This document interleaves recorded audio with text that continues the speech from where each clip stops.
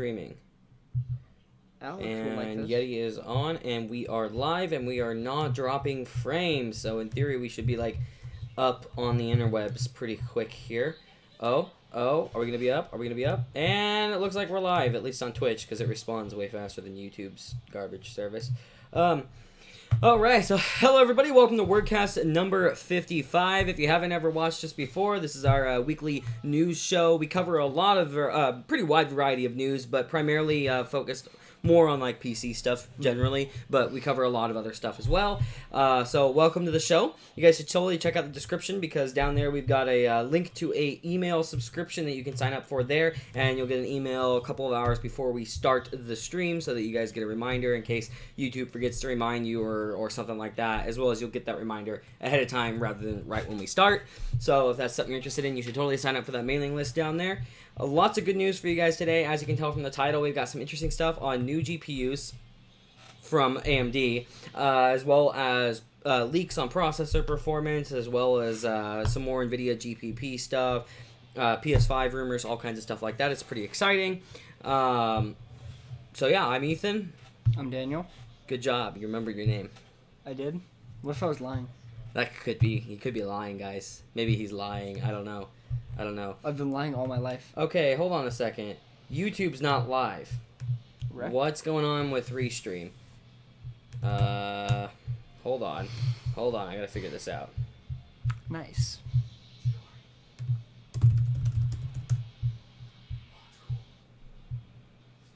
Sure. I think Restream's having issues. Restream's not loading properly for me. Then how is it getting to Twitch if you're going straight to Restream? That's why I'm confused. And I am going to Restream. Let me check my stream settings to make sure nobody messed with it. But nobody's been on this computer. Yeah, we're going to Restream Seattle servers. But Restream's website won't load. Huh. Nice. Here, I'm gonna... Oh! Okay. There we go. So now it's live. It's like, that's what just happened. It's super delayed. So I have to redo that intro specifically because thanks YouTube. And now the Twitch one, hopefully it's still actually functional. Watch the Twitch one go down now, and it just goes back and forth. How about just briefly redo the intro, just so people know about the mailing list, you know? I don't know what's going on here. This is very, very odd. Hi, Alien Technology. Nice to see you. Yeah, now it's live. I don't know exactly what was going on there. That was a little bit weird. We started streaming like 10 minutes ago, or probably more like 5, but I'm going to exaggerate, so it sounds like we weren't late. I don't know what's going on. Restream's website's being really slow as well, and we've been fine on Twitch the whole time, so I'm not entirely sure what's going on. But anyway, everybody, welcome to WordCast number 55. If you're watching on YouTube, you probably haven't heard the intro yet, so I figured I'd say, yeah, welcome to WordCast number 55. Lots of interesting news, including some new AMD GPUs, the PlayStation 5, AMD Ryzen processor leaks for Ryzen 2, as well as a lot of other various stuff. And obviously, don't forget to check out the links in the description, because we've got an email subscription service down there, so you can sign up to get email reminders of when the stream starts, usually a couple hours before it starts, so that you guys are aware, you know, when it's happening, or if it's going to be canceled, because that does happen once in a while. So anyway, I guess we can jump straight into the news, though. I guess the first thing I want to say, though, before we really dive deep into it, because there's a lot of AMD news, is I want to say this podcast at the beginning here may seem a little bit AMD biased, and I just want to point that out. Bias in terms of there's a lot of AMD news and not really very much Intel news, although there is one thing I want to talk about. But last week, remember, was a lot of Intel news, or maybe it was the week before that. So just want to point that out there, anybody. We do cover all of Intel's news too, don't worry. So, there were some rumors going around earlier this week about the AMD RX500X series. It was confirmed that it was going to be a thing because there was actually a slot on AMD's website for it, right? And so people were like, oh, new series of GPUs, what's it going to be? There was speculation on it being maybe a new desktop refresh with Polaris and maybe a little bit of Vega mixed in or something like that. Well, we got the official news today. It's actually pretty disappointing. So, RX500X series, that whole series is OEM only, which is unfortunate. It's just a new OEM refresh. OEMs like, you know, Dell or Alienware as an example, or HP or whatever, they like to release products on a yearly cycle, and they like to do that after like newer stuff comes out. So Intel just released a whole lineup of new CPUs, so there's a lot of new systems going out there, and they want to make it sound like the system has the most updated stuff. So coming out with newer GPUs actually makes sense in terms of advertising, even though it's literally the same GPUs with some minor tweaks. There are some, driver optimizations and the like, and so the OEMs can advertise it's got the latest and greatest GPUs that just came out, even though it's really the same thing. So it's understandable from an OEM standpoint, but it did get everybody hyped up for nothing. And then there's also there's a mobile. So the X after it technically signifies mobile, but they're not all mobile. So it's kind of weird. I've got the lineup here, thanks to Anantech. They've got the lineup here. So there is the. Here we go. Let's see the Radeon RX560X. Which is based on obviously the RX 560. Or I guess I'll start from the top actually. Yeah, it's kind of in the middle. So all right, so there's the RX 580X, and it's basically identical to a 580. And there's a 570X, basically identical to 570. Yeah.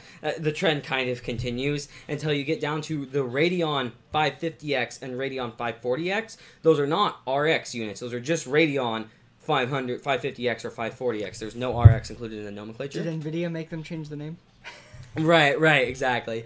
No, so anyway, yeah, so there's the 550X and the 540X, and I'll just read off the specs for those. So the 550X comes with either 640 or 512 stream processors, so of course we still have the confusion there of how many processors you're getting in it, which is kind of lame, and that's based on the 550, so it's still based on the standard desktop stuff for the most part, so not a lot of changes. And then there's the 540X, which is just 512 stream processors, so a 550X.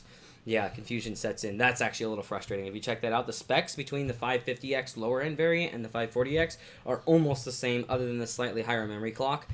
So that's kind of lame in my mind. I don't like that confusion there. That's something that frustrates me when companies do that. I don't like AMD doing it. I don't like NVIDIA doing it, where here's the same GPU but two different variants of it, and it's hard to tell the difference. There should be the 550X and the 555X if they really wanted to make it simple. That's a little frustrating, but keep in mind that there is a Radeon RX 550X and a Radeon 550X. So those are two separate units. One's RX and one's not. So they are actually different units. And from my understanding, there's not really actually a lot different about it. It's mostly a little bit of bus width. And then there's also a little bit of clock speed changes in terms of boost clock. I would assume they list the boost clock up to here, but obviously boost clocks tend to be somewhat dynamic. So I would imagine that the RX 550X the base clock is not applicable. I don't know why. Base clock. It doesn't have a base clock. I guess maybe the idea behind it, since it's not a desktop card, because I believe those last four in the lineup, the RX 550X, the RX 540X, the 550X. The 550X is desktop. The 540X is laptop. Oh, the 550, the RX 550X, sorry. Yeah, is desktop. For the 550X regular, that one is actually desktop both. Or laptop. Yeah, which is fine. I would guess though that probably part of that is because these are likely to be designed for lower power consumption, so they probably, I don't know, their base clock is lower in terms of not in terms of lower, obviously it's lower, but I mean in terms of it maybe doesn't have an exact base clock, and it's more so it just fluctuates depending on power demand. Yeah. So at that point, though, I feel like you could still list a base clock, because the base clock is traditionally what will this card run at under worst case scenarios, assuming no thermal throttling, right? So I don't know, but generally, cards run at the boost clock today anyway. So yeah. Also, Alien Technologies I need the email reminder, and then he says he has Ryzen, so he's happy. Yeah, Ryzen is awesome. And then companies need to stop doing that bullshit. Yeah, I completely agree. It's really frustrating having companies releasing products that are literally the same thing with different names, and then releasing other products that are literally the same thing with different names. NVIDIA doing it repeatedly is really annoying in my mind. Yeah. I do like that Anantech said the Radeon rebadge returns. Yeah, I know, which I find funny. Now, I understand why this happens. This isn't AMD's standard rebadge where they just give it another, another number in terms of the series and then just throw it out there it's basically the same thing with some higher clocks and more memory sometimes. This is actually an understandable reason. There's pressure from OEMs to do this. NVIDIA has done the same thing before. They did that with the 800 series, was essentially what this is. And, we saw the confusion around it being the 800 series. So it makes sense that they're just keeping the same nomenclature and just adding the X afterwards so that OEMs can say brand new stuff, right? So I can kind of get that, I guess. Sure. Yeah, sure. Woo! All right, so anyway, so more AMD news, though. We've got the Ryzen 7 2700X review published. Now, it's published by a Spanish site, I believe. Yeah, a Spanish site posted a review of it, but the article that I'm talking about here was written by Guru 3D. And so according to the Spanish site that reviewed this, the boost clock on the 2700X is hitting 4.35 gigahertz, which is a substantial improvement. If you look at the 1700X, maybe isn't the best comparison. We don't know if there's going to be a 2800X. It looks like there might not be. We do, of course, have the 1800X, but comparing it to the 1700X in specific, if I can get to the specs here, it's 3.8 gigahertz max boost clock. So 4.35, I mean, that is more than a half gigahertz improvement on the max boost clock. Yeah. That's impressive, and that's really what AMD needs to be properly competitive with Intel right now, is obviously they do have the price to performance market, especially when you factor in motherboards, but the clock speeds are lacking, and so if you expect the best performance and you want the best gaming performance on games that can actually take advantage of really high clock speeds to get really high frame rates, something like CSGO or Overwatch, right? Yeah. It's like Intel has the leading advantage there by a pretty significant margin. Now, you could make the argument of maybe it's not that important to go from 200 to 260 frames per second. But in terms of, it depends on the game. It also depends on what monitor you have and how serious you are about it. So, of course, there is a market there for that. And I think that's the biggest area that AMD really needs to try and improve on, is just please get better clock speeds. And so it looks like that's what they're going to be hitting here. And that was, there should be more room, hopefully, on top of that for overclocking. But from judging from that, I would guess 4.35 gigahertz all cores is going to be like the minimum overclock, basically just setting it to the boost clock, right? Now that's assuming that all cores can hit the 4.35 gigahertz boost clock, and it's not just a specific core that can do it, in terms of like they're all capable of it. Yeah. But I would hope that we can see some like 4.5 gigahertz OCs on these. It's still, you know, over a half gigahertz off of what you can get from Intel, because, you know, their 8700K can hit the 5 gigahertz mark pretty frequently, and there's even it's semi-common to hit 5.1, 5.2, and if you really, really have proper cooling and you got lucky, maybe 5.3. I don't think anything's really gone over 5.3 right now, other than the obvious of like LN2 overclocking and stuff. But like if you go to like Silicon Lottery, they have custom binned chips from Intel. Let's go to Coffee Lake. So they have the 8700K 5.2 gigahertz delitted. So they had to delit it to get there. Well, assuming because, you know, the integrated heat spreader is garbage. But yeah, so 5.2 gigahertz. So yeah, 5.3 is probably the highest the luckiest people are getting for 24/7 use that's actually stable. And that is admittedly pretty insane. So excited for this. So the Cinebench score for these was 1748 Cinebench score compared to the 1550 that the 1700X got, and 1425 that the 8700K got. Now 8700K obviously is 2 less cores, so a little bit of a disadvantage there inherently, of course. Then there's 3D Mark Firestrike. It scored 16,271 compared to the 15,245 for the 1700X and the 16,840 for the 8700K. Now that's pretty impressive. It's likely mostly due to single core performance improvements. Obviously, it's still lower than the 8700K, and this was the CPU benchmark 3D Mark Firestrike. And so that's pretty good. That's getting pretty close to what Intel's offerings have in terms of the single core performance. Now, we do know that instructions per clock with Intel are nearly matched. So hopefully we really do see some proper competition here, especially because a lot of people don't overclock. And so, I mean, more and more are because it's becoming easier. But I feel like AMD needs to really push boost clocks and even push base clocks so that they can be more competitive with Intel in that realm. Because like the 8700K, for example, its base clock and boost clock, let me see, I want to find out to make sure I get it right. So its base clock is 3.7 gigahertz, whereas its boost clock is 4.7 gigahertz. And so it's like if AMD can even get up to the 4.3 or 4.4 gigahertz, that's really approaching what Intel is capable of doing at stock, which is cool. So I'm excited for this. I don't plan to get one because I have no need for it because I've got the 1950X, but I think for anybody that is a gamer, and especially somebody that's a gamer and like / workstation user, this CPU makes a lot of sense, whereas for a standard gamer that's just gaming in specific and isn't streaming or anything like that, you know, it probably makes sense to go with like a 6-core, so like a 1600X, or even a quad core, right? So this is more so for that kind of approaching workstation territory, but it's a great CPU for streamers and stuff like that. And I'm pretty excited to see this actually come out, which should be soon. I'm kind of hoping next podcast for you guys, we have news on what all this stuff's really like, but we'll see. This will be interesting because like right now on Steam, the highest percentage amount of users wise for CPU speeds, at least on the Intel side, because they don't have AMD side yet, is 3 to 3.29 gigahertz is still the dominant. So this is like this is pretty competitive in that section. And that's because that's cheapest, or that's not cheapest. That's just cheap. Yeah, it's the best amount for your money. Yeah, exactly. And I mean that's people that are. But what's interesting is that's gone down while the lower clocks have gone up. I think we're just seeing more people with laptops. Yeah, that's probably true, which is understandable. I mean, we've had actually pretty substantial innovation in the laptop area of recent, so I can see that happening. Especially because a lot of people are starting to become more like road warriors in that sense, where they want a laptop that they can game on and also do other stuff with. Well, and we're seeing a lot of just lightweight games. Yeah, and that's true start to get popular. Yeah. I mean, Fortnite's not PUBG that heavy. Was. But even stuff like Hearthstone, even stuff like MOBAs, even things like that's true. We're seeing games that require less power becoming really, really, really famous. Probably likely because they require less power. For a part of the reason there is because everybody can play them without having to worry about it. And indie games are doing really well, especially with the Switch right now. And we're also seeing a lot more desktops that are running like mobile variants or lower clocked variants to save power, and also smaller compact form factor desktops that aren't as powerful and can't clock as high, but are pretty well priced and don't take up much space for like home theater PCs and stuff like that, right? So that's understandable there, I suppose.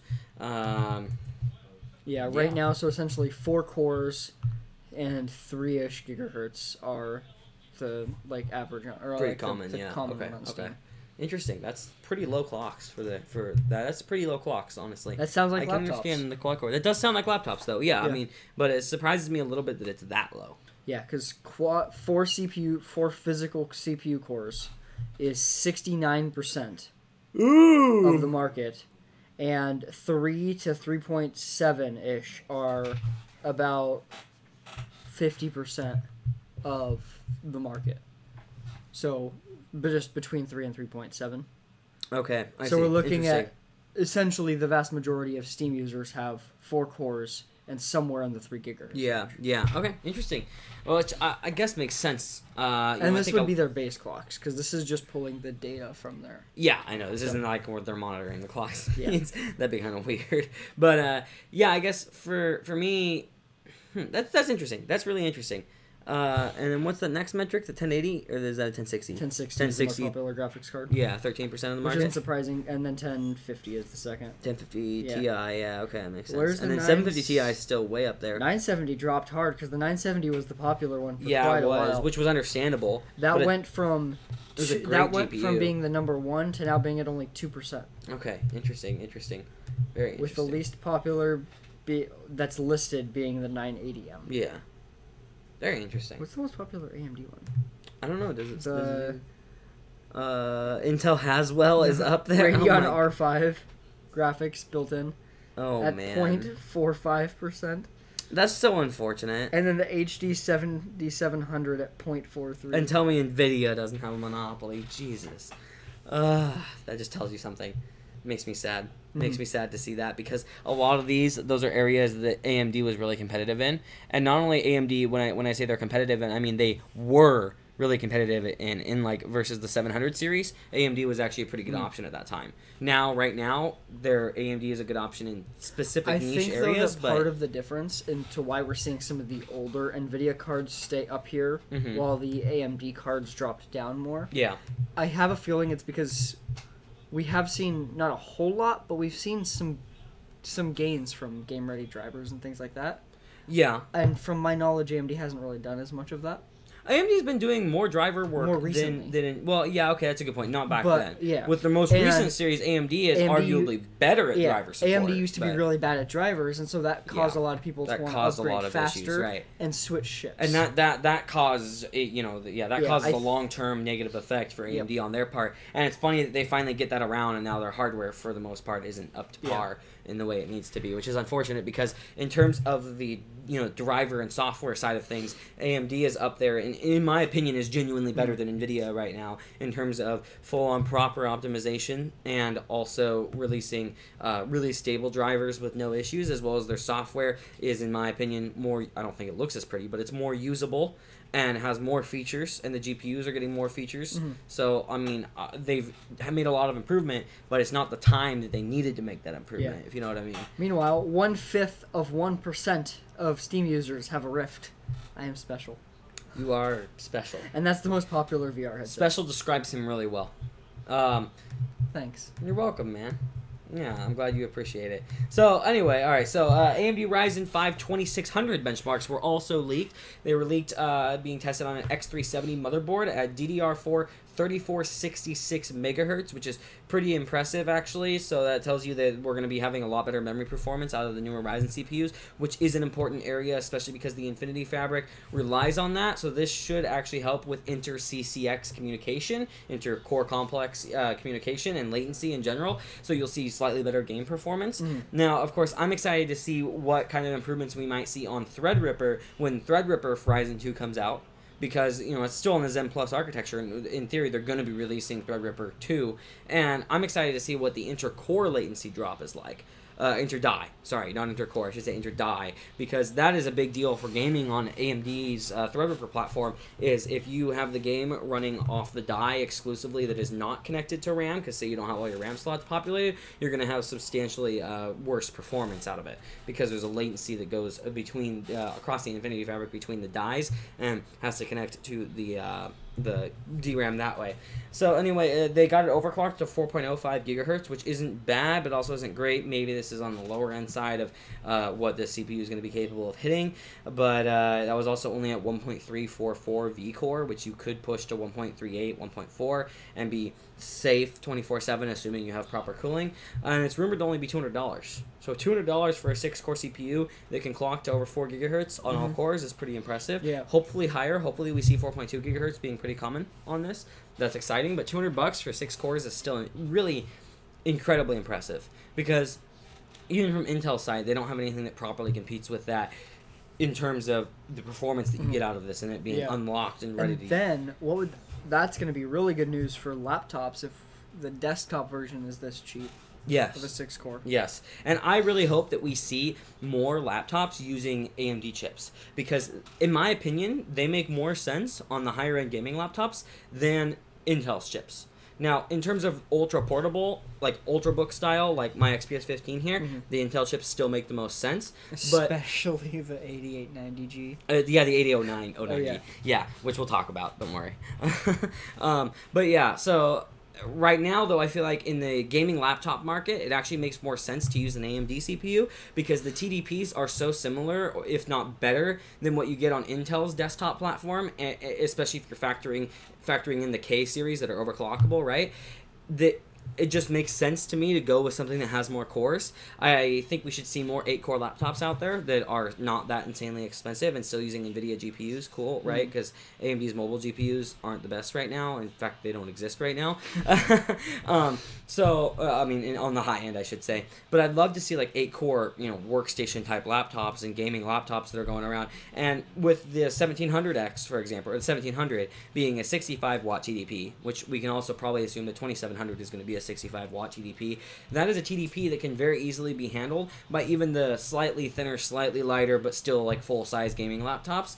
Intel CPUs, they have 65-watt chips that are used on some of the bigger machines like that. Yeah. So I think that that is the direction I think they should approach, and OEM should approach AMD and be like, hey, we're going to put 8 cores in a laptop, because why not? Because that's still going to beat out Intel.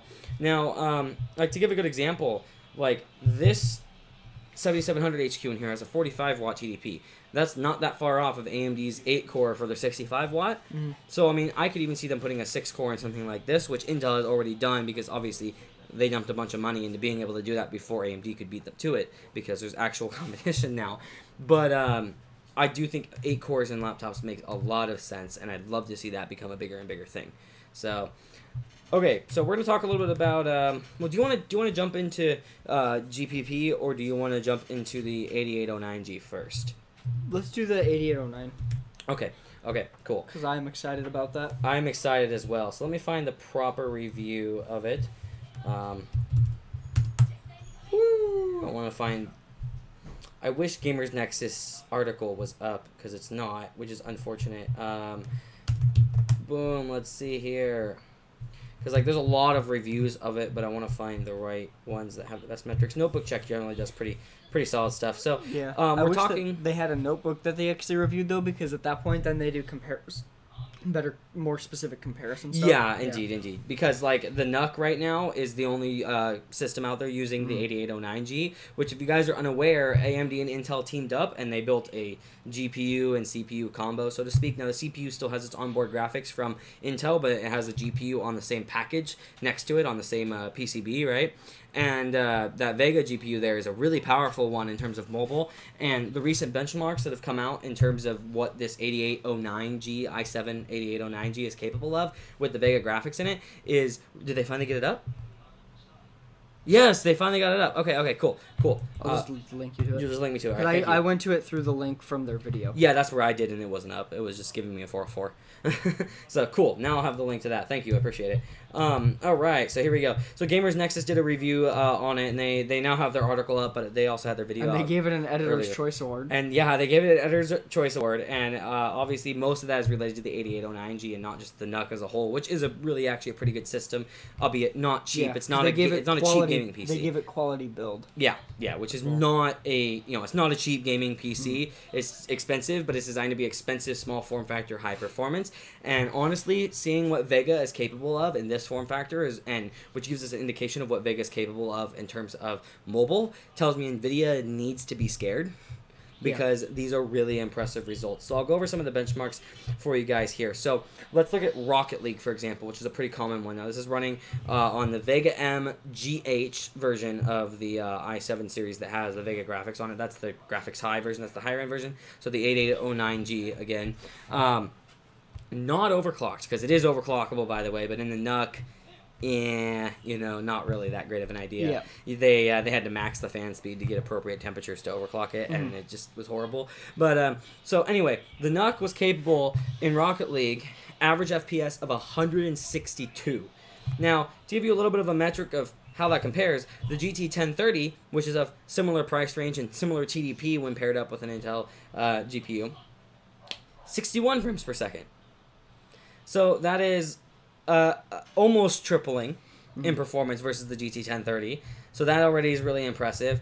There's some Dota 2 benchmarks against the GT 1030. So 125 FPS from the 8809G, 63 FPS from the GT 1030. And mind you, those are the highest scores that Gamers Nexus got on the GT 1030. So that was with, in this case, the R3 which is a quad-core CPU. So those are on the higher end. There is actually some GT 1030 scores that are a little bit lower that are because the CPU wasn't as powerful and couldn't push it as far, right? So these are like the best case scenario results. All right, now let's get into some of the comparisons, though, against the higher end, like desktop GPU variants and stuff like that. So here's a really good example. Where is it? So... on Sniper Elite DX12 benchmark, the 8809G got 80 FPS average, and this is on 1080p high with DX12 again, like I said. So pretty high settings in terms of what it's capable, and it was actually running at full on 80 FPS. Like that's really good. Now that was the overclocked edition. 72 FPS was the non-overclocked edition. I'll stick with the non-overclocked for this. But to give you an example, the 1050 Ti overclocked got 55 FPS. So we're looking at a jump of approaching 20 frames per second from a part that is lower power consumption and also cheaper. That is really, really, really impressive and should scare NVIDIA. In fact, it makes me go, wow, now I can't wait till Dell hopefully puts this in one of their XPS laptops. Didn't they already say they were doing that? Yes, they did, but it hasn't come out yet. Well, yeah, no laptops. None yet. Yeah, now maybe, I don't know, it makes me want to buy one. I'll buy one just to... No, you should buy this from me. Nope. So I can get the new stuff. Sure, $200. Tack on a 0, and then I'll sell it to you. No. Oh, I'm not paying okay. $2,000 for that. Why not? That's more than I paid for it. That's why. Oh, man. Okay, I'll sell you Inlay Technology just said, he's like, I just got a 1060. He thinks it's okay with VR. Yes. 60 gigabyte version. Yeah, it definitely is. Oh, yeah. But yeah, he's saying that it's really good for onboard graphics. Yeah, it's insane. For VR stuff, the 970 is still the general recommended. Yeah, and a card, 1060 and the beats 1060 that. is better. Yeah. I actually thought about upgrading to a 1060 for VR stuff, just because I don't want to spend a whole bunch of money. But I'm waiting. Might as well. Yeah, because I have an Oculus Rift and a PlayStation VR. Right. And the Oculus Rift runs amazingly on my 970 for most games. Yep. The only time I ever have problems is like the super intense games, and then I just turn them down. Yeah. It's not too bad. The only thing you won't be able to do is be that one crazy guy who had 200 plus Skyrim VR mods. Oh my goodness, yeah, that was awesome. Yeah. That was super awesome, yeah. And don't buy a Vive Pro. I mean, don't buy one anyway because it's an overpriced VR headset. Yes. But that would probably cause you problems because of the higher resolution. Yeah, indeed. Honestly, I feel like the Rift is the go-to headset right now, despite how much I dislike Facebook. Yeah, I actually agree with that statement there. So to go over a few more benchmarks here. Yeah, right, Even though I've done a little bit, okay? Yeah, you tried my PSVR. Yes, I tried your PSVR, and I've tried a Rift, so... Tried it. Yeah, with tried touch? It.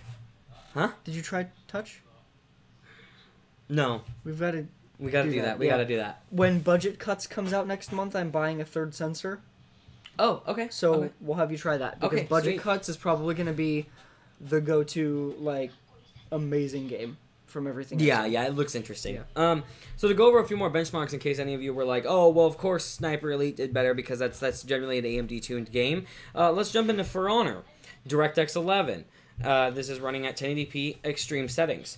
So the 8809G was capable of getting 59 FPS average in that game on those settings, which again, you'd want to lower them a little probably to hit realistic settings, but the 1050 Ti overclocked was hitting 57 FPS. So it's still beating the 1050 Ti, but of course that's also, the 1050 Ti overclocked. And if you overclock the 8809G in this particular setup, we're looking at 65 frames per second, which then at that point is almost 10 frames above what the 1050 Ti is capable of doing. And then like a 1050 overclocked is hitting like 48 frames per second. So, I mean, that is still pretty impressive results for that.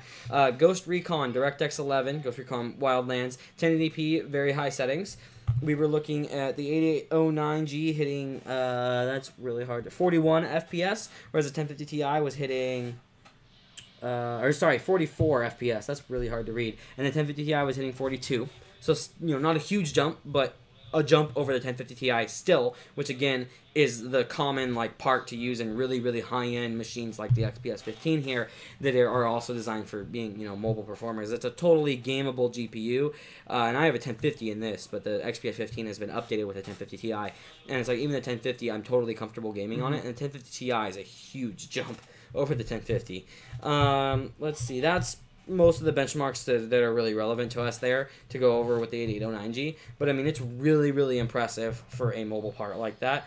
I mean, really pretty exciting, honestly. I'm excited to see what this is capable of. And I'm also mad because I just bought a machine and now I'm going to want a new one. But, oh, well, I'll keep this guy for at least a year. Oh, you buying a Razor Blade now? No, I was trying to check something. Oh, you were trying to check if you could buy a Razor Blade? No, Best Buy has a discount on open box items, or a sale. I was seeing if it applied to this. Oh, I see. Because it's 40% off on some of them. That's huge. So if it was applied to the already discounted $1,600 open box price, 40%. Because the brand new I would version, buy that. The brand new is on sale for $1,800. Yeah. So if it was, I would buy one of those. Yeah. I would buy a Razor Blade, even though I already have the XPS, if it was that cheap. Yeah. All right. So I guess we'll jump into some NVIDIA GPP stuff, some new news / rumors that have gone around. Boy. Yeah. So if this is true, if this is the case, now we're starting to have a real problem. I also then am going to have some other questions, because if this is... Go ahead and explain what it is, but if this is the case, then it complicates things outside of graphics cards. It does. It complicates a lot of stuff. All right, so video cards with a Z reported via an internal ASUS employee source that they claim they have that ROG is going to become an NVIDIA exclusive brand, and the AMD will be the Ares brand, R-E-R-A-R-E-Z. Sorry, I can't say it for some reason. Ares, not A-R-E-S. A-R-E-Z, all capitals, Ares, or Ares. I'm assuming it's pronounced Ares, but we'll see if they do anything weird with it. And that's going to be the AMD brand. So right there, that's like, whoa, that's going further than we were going to say is at all acceptable. I mean, we were still kind of concerned about like maybe a specific lineup, like say for example Asus ROG Strix, if that became NVIDIA only. It's like, it's arguable about whether or not that's a bad thing. Like maybe that's not horrible. I don't really think it was a good thing, right? Yeah. But it was not going to be the end of the world for the market. But something like ROG makes it a much, much bigger deal because ROG is such a huge, like, all-encompassing brand, and they have a really, really big background. And so being forced out of ROG in specific is a problem. And in fact, Asus ROG is such a big brand, in my opinion, even if NVIDIA wanted to apply this, they should have made an exception for ROG, right? Now, I understand them maybe not making an exception for other brand lineups from MSI or EVGA because they aren't these all-encompassing brands that include gaming monitors, gaming peripherals, GPUs, motherboards, all the stuff, right? And so this is really kind of scary that a brand that's been known for a long time to make really good, high-quality products, and a lot of times gamers do actually purchase ROG, Republic of Gamers stuff, just because it's Republic of Gamers. Yeah. And if they see Asus Aries, they're going to think, oh, that's a different lineup from Asus. They'll understand it's Asus, but they won't think, oh, this is also their other high-end part. They're just going to go ROG. Because ROG is the part that's been around for a long time and has this long time standing of being a major gaming brand. Whereas Aries might seem like a sub-brand or a less important thing to them as a gamer, right? And so it's a little scary to me to see that ROG might be going specific towards NVIDIA. And then, what does this mean for ROG laptops that might have AMD products? What does this mean for ROG FreeSync monitors, which obviously don't? Right, like it makes you wonder, like, are ROG FreeSync monitors going to not be a thing? Because, I mean, they have the G-Sync version has to use NVIDIA custom parts. So if NVIDIA puts the same restrictions on that, even which they can. Even if they don't. And even if they don't. It's just awkward to sell an ROG part that doesn't...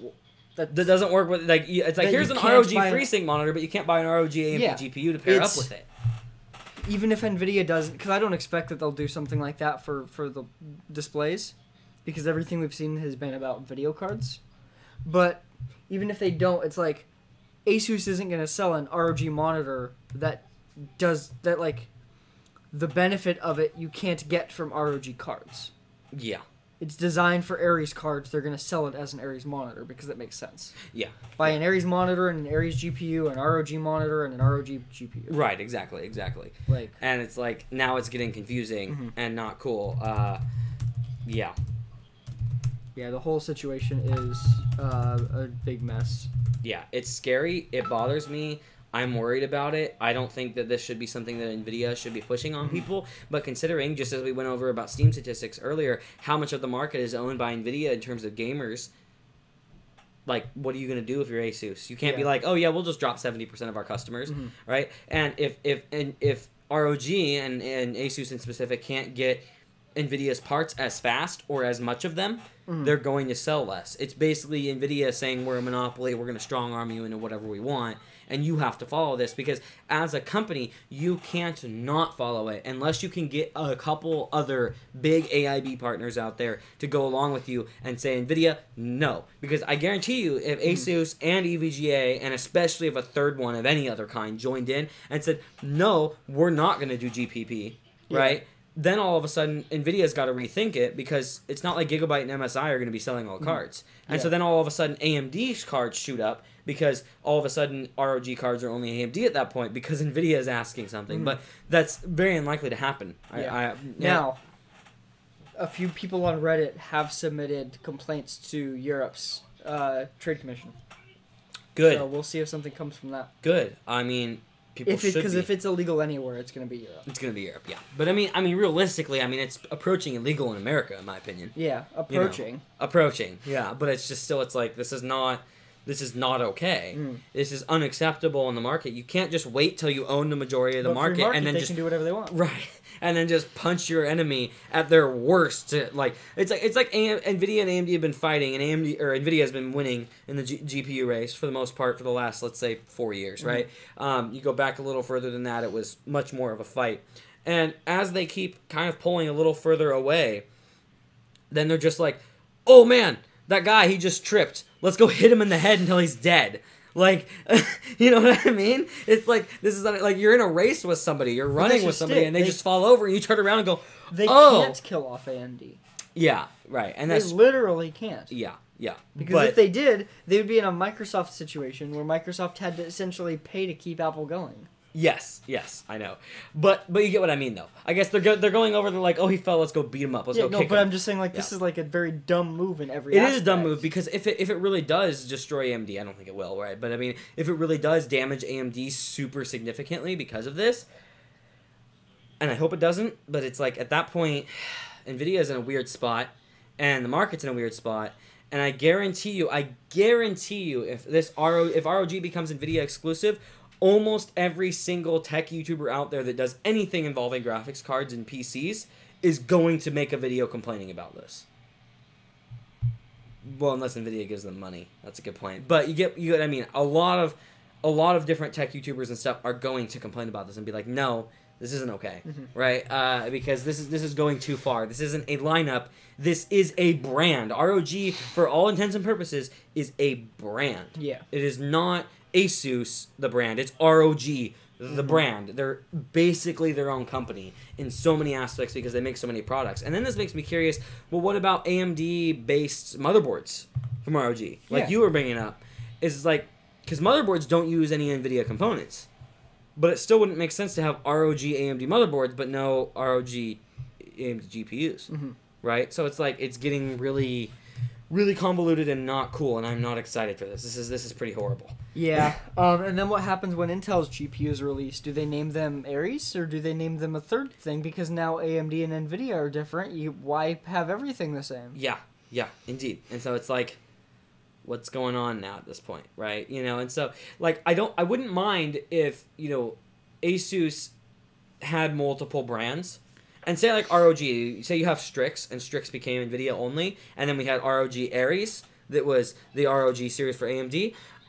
It'd still bug me, but I'd be like, that's a lot more acceptable. That makes sense in a way. Yeah, I mean, I can understand the simpler branding perspective if that was the case, right? Because you can still go, oh, ROG laptop. I'm gamer. I've bought ROG before. I bought one 3 years ago. I'm going to buy this ROG laptop. It still happens to have AMD parts in it, right? And if AMD is performing better at the time, that's probably the one that's going to be sitting in Best Buy. Like, this is the better one. Go with this one. It's performing better right now. So yeah, but employees will tell them to buy a Microsoft Surface because it has an NVIDIA card. Yeah, because they don't know what they're talking about. That's a good point. But more so, I mean, you know, branding though, right? Yeah. But of course, we can go on and on about how NVIDIA claims this is for branding purposes and then pulls the MX150 and GT1030 BS, right? But aside from that, even if that wasn't included, this is like, no, not really, no.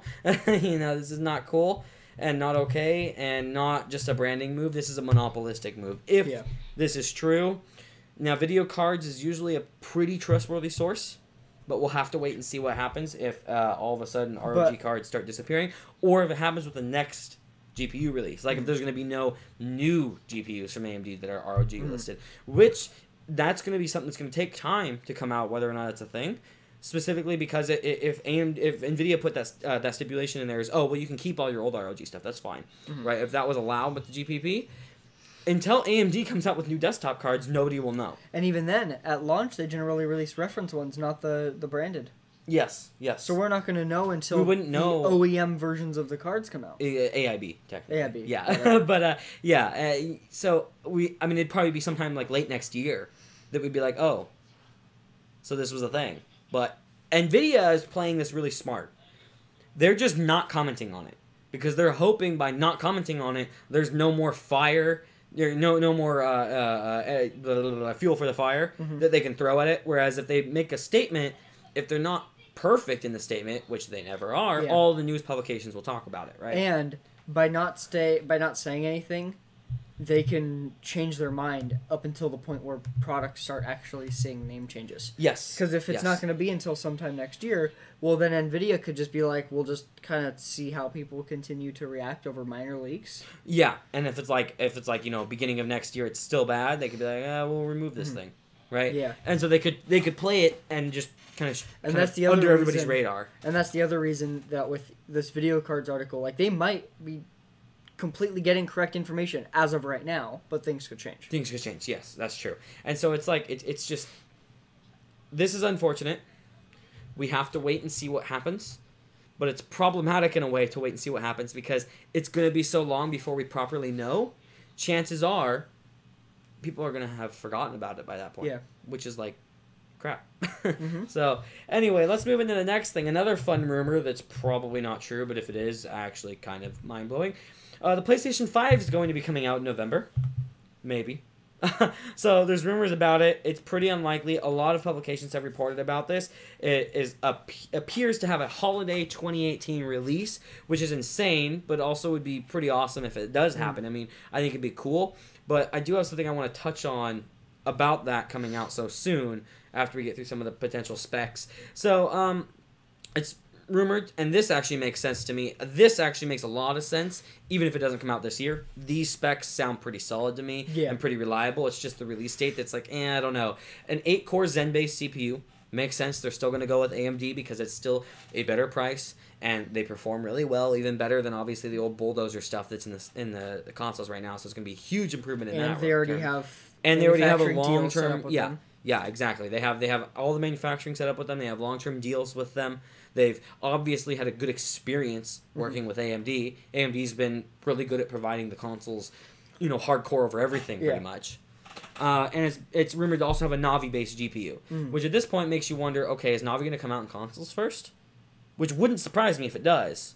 But I would hope that if this comes out holiday 2018, I hope holiday 2018 we see Navi-based desktop GPUs. Yeah. But I think both of those are unlikely. I don't think that they would release at the same time. Not the exact same time, but I mean, similar. You don't think so? Months. Yeah. Because it's going to put so much strain on the manufacturing supply line. Right, along with also, all that ready. Let's be honest, strain on the review market. There's going to be so much Navi stuff to review at that point. It's like, what do we do? Yeah. Right? So it would make sense, though, maybe middle of this year. Or early next year. Early next year making more sense if this comes out this year. It would allow them to refine their manufacturing and improve things before releasing desktop cards on chips that don't have to perform as high. Yes, that's a good point. Yeah, and like this article mentions that they could be using GDDR6 for the memory. Yes, they could do that on the consoles and then HBM on desktop. Right. Plus, the consoles aren't going to need as much VRAM, so it's going to put less strain on the supply line there too. Now, I could. November seems unlikely to me. I could see early next year. Yeah. I could see a spring release, which would give a number of. They obviously lose out on the holiday sales, but the Switch has proven that you don't need holiday sales to have a successful console launch. You don't have to. Yeah. You can launch in or you can launch in March or April. I think it was it March? No, it was March. It was March. Yeah. And on top of that, it means your year one numbers look better because you had more time. Yeah. So. And your games for it can be. It would surprise me if this comes out at the end of this year. Yeah. But I think it'd be cool if it does. I mean, I think it'd be exciting, and it'd also probably be good news for AMD. Right. So now it looks like it might be VR focused. Probably makes sense. What do you think? I think that it's probably going to be 4K and VR focused because like they don't really have. They have the PlayStation 4 Pro, but as far as like being able to advertise 4K, they don't really have that in the same way that the Xbox One X does. The One X, is pretty the solid. The PlayStation 4 Pro mostly relies on rendering techniques to make it look like 4K, and it gets very close. It's like in most situations that use the checkerboard rendering, it's like 90% of the quality of 4K rendering. Yeah. Also, though, the source for this, Semi-Accurate, despite the name, I know, it's kind is of a very good source. Yeah. It's Semi-Accurate. I love it. The person, Charlie, is known to be a very reliable source of access. And the original source does also, he's claiming that the devs already have the unit for testing. That's why he thinks it might come out this year. But I think that the devs might already have. It takes years to make games. Exactly. So it would make sense to me that the devs already have the units for testing, even if it's not coming out in November. Like, I don't think that puts it in that timeline. Yeah. I think that means sometime before 2020 we'll see it. I think that's all that next means. Year. Yeah, probably. But from a podcast I was listening to talking about this, apparently Charlie might be getting his info from AMD. He's been seen at AMD events and no other industry events. Interesting. So people think he might be getting his info from AMD directly. AMD employees. Which, I mean, could be the case, albeit kind of unlikely. But that's really interesting. Also, our stream's being kind of slow for some reason on YouTube. But anyway, I apologize for anybody watching on YouTube that's having issues with the stream. We're not dropping frames. We have dropped like 1% of frames this entire time, so it's not on us. It's YouTube's end or Restream's end if we're having problems. But if we see that the frame rate looks really bad, but like over on Twitch, it's not as bad. And it's still not great. Though. Yeah. Interesting. Anyway, I could see, what was I gonna say? This quicker console release cycle makes sense to me. I think it does. I think that, especially when using such similar hardware, that backwards compatibility is a non-issue. Yes. It's still x86, it's still AMD, it's still 8 cores, it's still essentially the same thing. Yeah, it'd be very easy to port things over. I fully expect us to start seeing, like, every 3 years, some kind of console release. We get the PS4, PS4 Pro, PS5, PS5 Pro, as long as consoles are sticking around, I think that quicker release cycle makes more sense. As long as the games still always work, then it doesn't really matter. If you don't want to spend, $400 on a PlayStation 5, and you have a PS4 regular one, keep playing your PS4. Yeah. You won't be able to play the new games or you might be able to. You might even, yeah. Maybe they're going to do forward compatibility. Now, I could see, I think that the most likely scenario would be PS4 and PS4 Pro games are compatible, and then they play forward to the PS4 or PS5, but I don't see the PS5 games going back. Because one of the big benefits of newer hardware isn't just graphics. It's being able to make games with more things on screen, more things happening. And on PC, in particular, such a big CPU improvement. Yes. Is a big deal in terms of how many entities can be on display at a time. And so, like, on PC, you generally have a lot of that stuff scale, but on consoles, they like to keep things a little bit more consistent. Yeah. And so having access to better hardware simply means, in some cases, making better games. Not every case, but in some. Yeah. And so I think that it is important for them to maybe allow the developers to choose, but at that point, they would just be releasing PS4 games with PS5 optimization. Yeah. As long as they're still allowed to do that, then I think that would probably be the better way to go. I think that's fine, at that point, And but so the dev can if they want. No restrictions, which but makes being sense. able to limit it to PS5 makes sense. Yeah, and I understand that. I think that makes a lot of sense. Now, what's interesting to me here, right, is that consoles are being refreshed, obviously, more and more often, right? It's becoming a more frequent thing every 2 years. I mean, they used to be refreshed more frequently. It kind of dropped. Well, they were refreshed in terms of, like, the slim model. But what I'm saying is refreshed in terms of a legitimate improvement, not just we made the same thing tinier or a very minor improvement. I'm not talking like even the jump from Xbox One to Xbox One S is more significant than the jump from like PS3 to PS3 Slim, right? Or PS2 to PS2 Slim. Right? Yeah. It's like the Xbox One S was a significant jump in some ways. And then, of course, we have the One X being a massive jump that's basically it's a whole new console. Right? And so, like, a whole new platform in a lot of ways. What's up?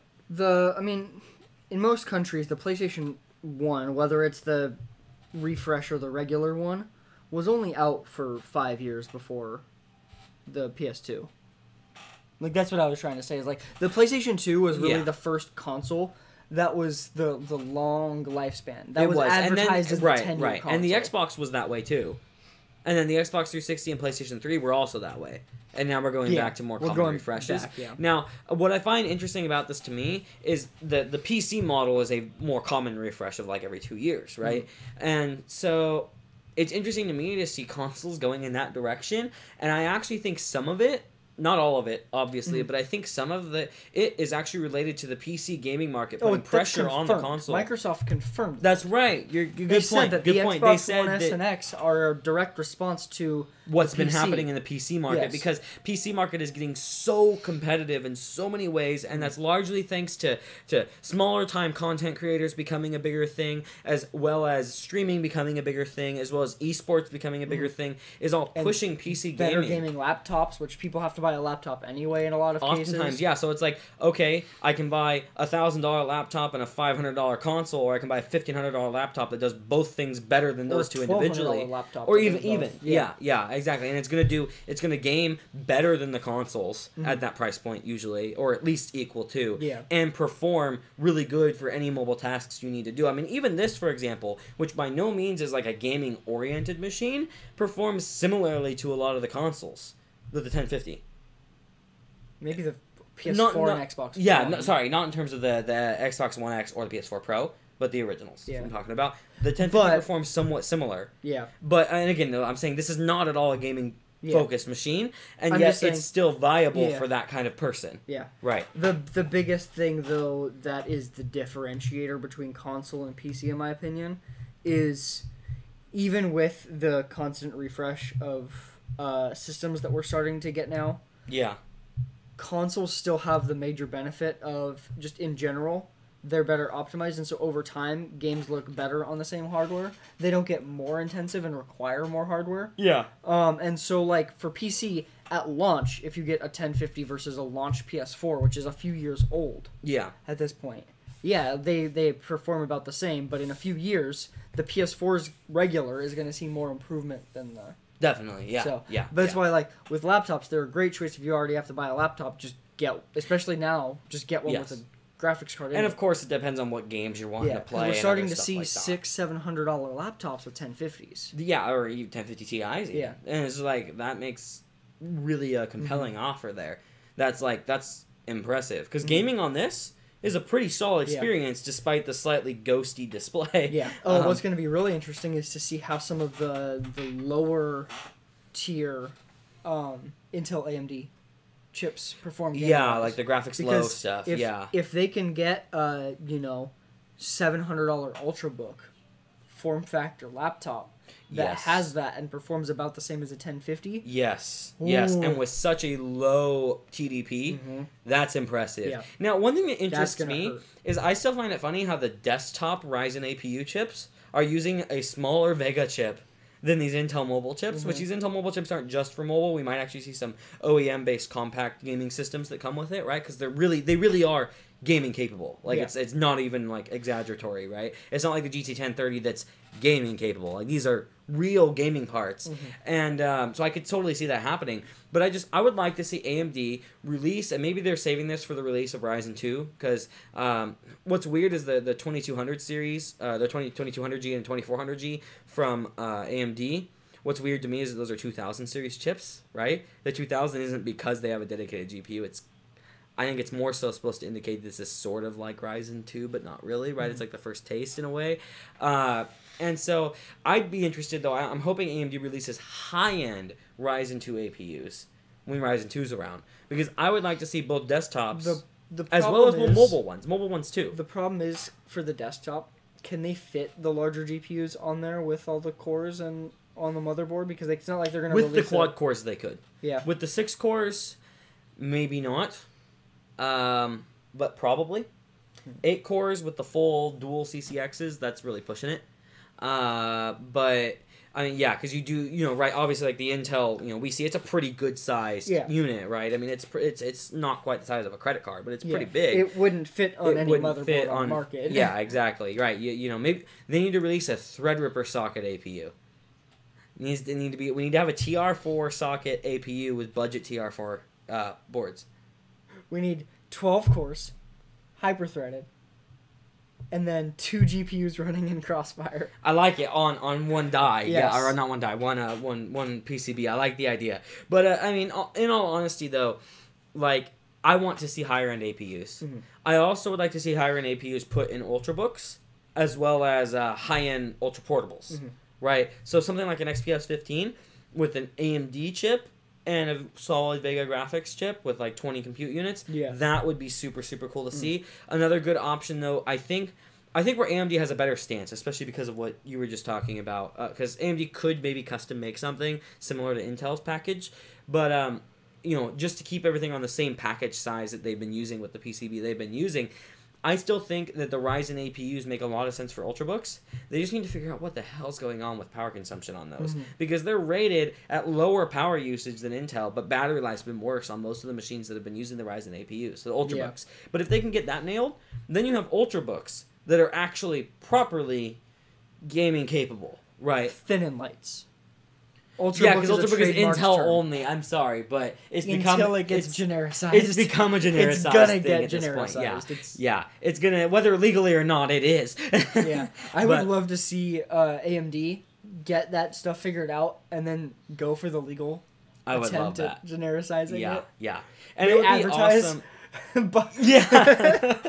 they do the opposite of what companies normally do to protect genericization. Yeah. They advertise calling it an Ultrabook. Yeah, that'd be great. Oh, That'd that be would get them sued so excellent. bad. Oh man, but you know, seriously though, I would love to see like an XPS 13 that playing games like Overwatch, CS:GO, and stuff on is really realistic. Because right now the Intel integrated graphics is like, it's not good enough in my opinion to really approach the performance that we need to properly game on real, super thin and lights, right? Ultra portables, I guess, is a better term, and this is like a thin and light, I guess, would be the best terms to use here. But, ultra portables that are running AMD chips would be super awesome. I would love to see that, because I think that there is a very huge market for the college kid that doesn't have a ton of money, needs something really portable with really good battery life, and also wants to game. And now, of course, an XPS 15 or like the new Dell's G lineup of laptops actually is really good for that. But even something that's even more portable and maybe even more budget focused, just because it's not as powerful, not in terms of like a cheap machine,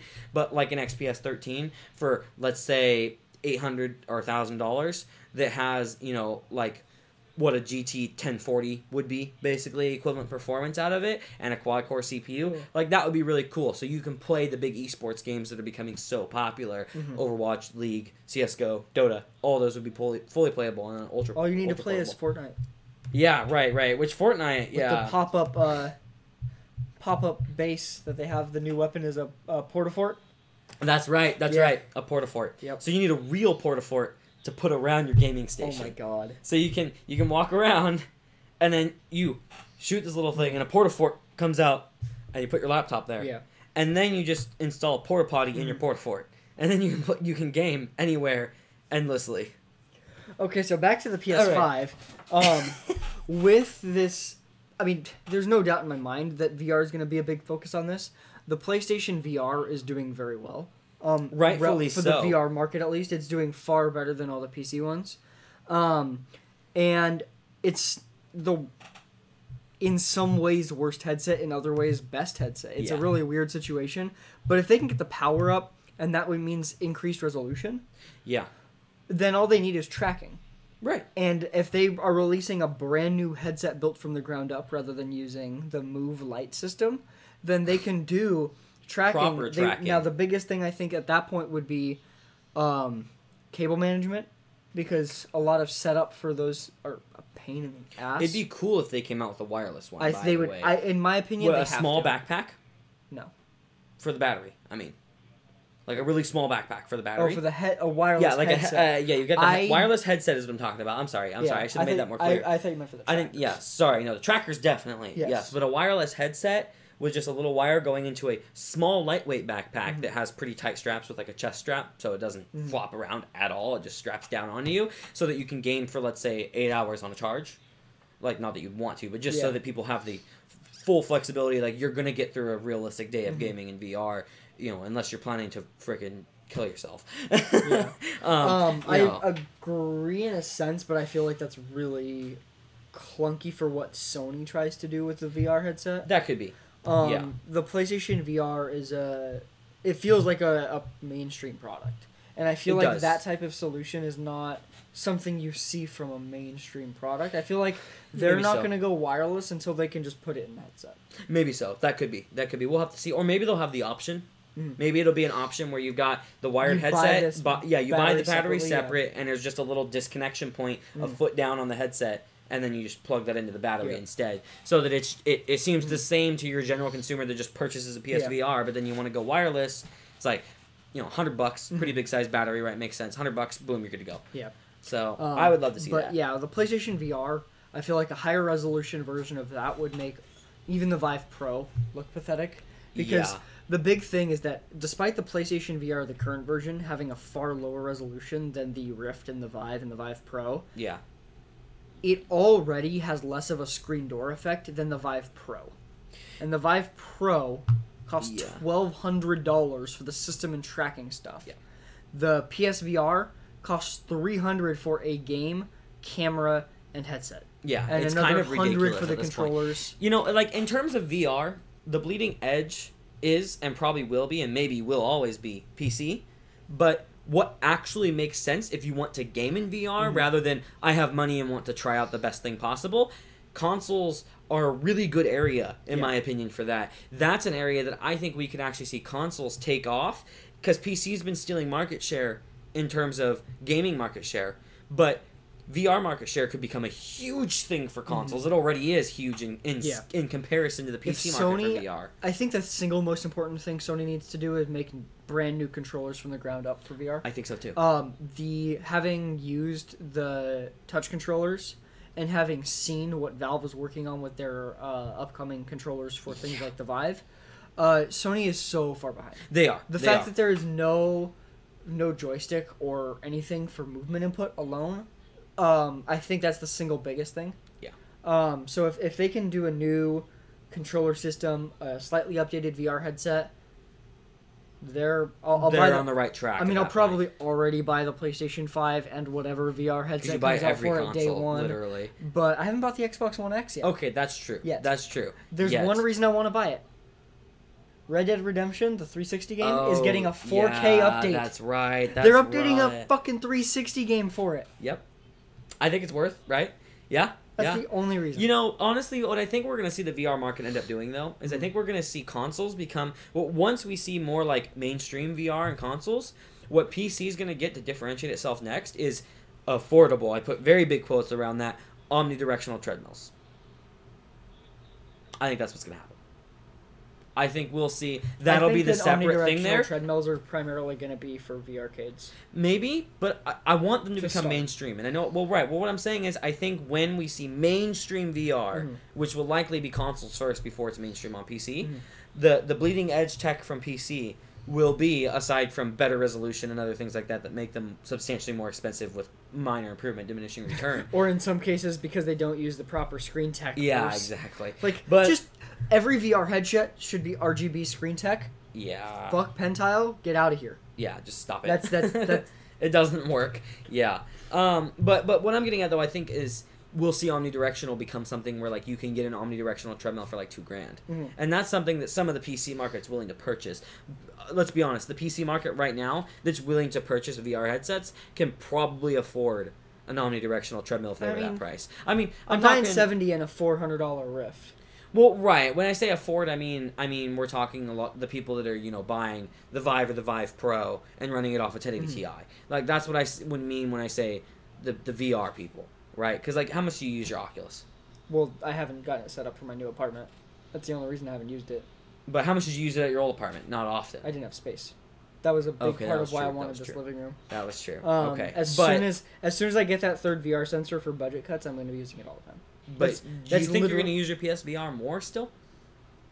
I'm just going to use it based on whatever game I want to play at the time. It's solely going to come down to the game. I guess that makes sense, yeah. Ultimately, for most games, I'll probably use them on the... any game that I would want to walk around in, I'm obviously going to use on the Rift. Well, yeah. PlayStation... Yeah. Until PlayStation comes out with something that makes sense for that. PlayStation VR has the one game that is considered like the killer app. You should buy a VR headset for this in Wipeout Omega Edition. Yeah. Even the Rift and Vive subreddits were freaking out about how good this game is, and they can't play it. Yeah, it's pretty great. It's pretty great. And I have it. I know. I need to play it. I actually need to play it. Yeah. But let's move on to the next topic, because we've got some more stuff to cover here. So this was actually interesting to me. I wanted to touch on this for a specific reason. So EVGA released a keyboard. Screen? Yeah, what? The screen. Yes. That's all you care about. EVGA released a new keyboard. It's the EVGA Z10 mechanical keyboard, right? And I'll talk about why I care about it in a moment. But to go over some of its specs, it's got 5 macro keys on the left side. The spacebar is oddly tall, but I think would actually be pretty nice for typing because you don't have to put your thumbs up as high. So I do like that. It's got a really nice looking integrated wrist rest that does come off of it. It's really nice. It uses Kale brown or blue switches with, of course, a Cherry MX stem. So you can swap out the keycaps with whatever you want, because the keycaps on this are probably not be great, but we'll see. And then there's also, it comes with 2 USB 2.0 ports. Red only backlighting. That part actually makes me really mad. If you're going to do only one color backlighting, please take Logitech's approach and do white, because you won't piss people off. Because Logitech oftentimes takes their keyboards that are RGB and then just go, oh, we'll drop $30 off the price or $40 off the price. Here's a white version. And it's like, that's fine. Like, if you don't care about the RGB, just go for it. Like, that's cool. But red, literally anybody that doesn't want a red color scheme will not buy this keyboard. They will just say, nope, straight up. Yeah. No matter how good this is, which, by the way, what I'm about to talk about makes this almost good enough for me to replace my just bought keyboard with this, but the red makes me no, I can't do it. The color type situation is why I didn't buy, or why I haven't bought the split mechanical keyboard, because it only currently comes in blue. Right, and it's like color. I might just buy it and turn off the lights. You could, which would help, but I feel like companies need to get this through their head, and not just big companies like EVGA. All companies in the PC market, PCs are so tuned towards looks now, and matching aesthetics being an important thing. Use basic colors if you're not going to do RGB. Basic colors, black, white, gray, even silver, pushing it, but even with silver. red accents. Right, exactly. Oh man, my motherboard still makes me mad that it has that little red strip on it. Azar, please stop it. But my point being is, people theme their stuff. It's very common now. I'm making custom cables for a themed build here soon. I'm theming my build. I'm painting my walls to theme my build, right? Like, that's the extent people go. And companies then in a like, week you'll want to change it. Yes, exactly. Right. No, but like, companies like Noctua used to be like, oh no, we're all about our brand signature being brown, right? And it was disgusting. They finally understood about when RGB became a huge thing that, hey, we need to release something that's not just this color because nobody's going to buy these fans at this point. And so they released the Industrial PPC series, then they came out with the Redux series. Now they have the Chromax series, which is actually like you have a little bit of color accent that you can choose, and they include all the colors options with the fan, so you're not buying separate color options. Why can't companies like EVGA figure this out? They have on some stuff, but they haven't on a lot of stuff. MSI is actually probably the worst at it. They have GPUs that have red all over them. It's disgusting. And so that really makes me mad here. Like, just put a white backlight. It's not that hard. Especially EVGA, you're an NVIDIA-only company. Why did you choose red only? None of your stuff is red. Literally none of it. Why did they go red? But here's the reason that I actually do like this keyboard, and I'm kind of excited for it. It has a screen on it. Now, that may seem weird, but those of you that maybe remember Logitech's good old days when they had digital LCDs on their keyboards, and they still have it on their G13 game board, which I own and is beautiful for gaming and editing, by the way, which they need to release a mechanical version, in my opinion, of that. But the idea of having a little display on your keyboard and or game board, I really, really, really like. That's a big deal to me because it doesn't cost very much, and if you can get proper dev support behind it, or even if you can't, even just having system time on there is actually convenient to be able to see that while you're gaming, especially if you don't have dual monitors and stuff, right? But being able to see performance statistics, in-game statistics down on that screen and all kinds of other stuff like that is really valuable in my opinion. I really do like the idea of a screen on a keyboard. I love the idea of the screen on my G13. I use it very commonly. It's very nice to have. I also like, and find it funny, how Logitech has their sync feature with a lot of their RGB peripherals now. With certain games, they sync up the colors to signify certain things happening in the game. Like, oh, you're in a firefight, they all turn red. Oh, you're full health, they turn green, for example, right? So Razer Chroma. Well, yes, exactly. But the same thing, well, what I'm getting at, though, it's funny about it, the reason I brought up Logitech in specific, is they get rid of the screen, and then they add all these game sync features. You're already working with the developers to match your program with their game. Why don't you just continue to do it with the screen? Because now you've got the developers connected with you, and you can tell them, oh, by the way, we also have this other feature you can add that will be cool for your game. Because developers probably don't care about... Well... But developers also don't care about RGB optimization for except stuff. RGB optimization. Well, but they have to go vendor by vendor. It's not a... No, the code does, but they can design how they want to do the layout, which is probably more work for their...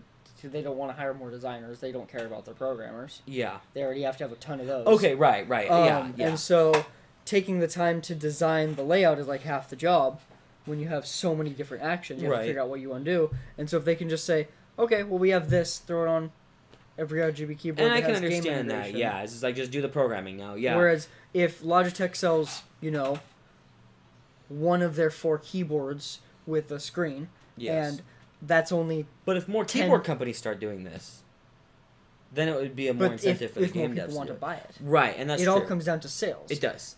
But Logitech stuff used to sell really good, and the mechanical took over, and they never released a mechanical keyboard with the display, and that's why people stopped buying them. It's very likely that they saw that their sales internally, when they looked at their numbers, that the ones with the screens didn't sell as well.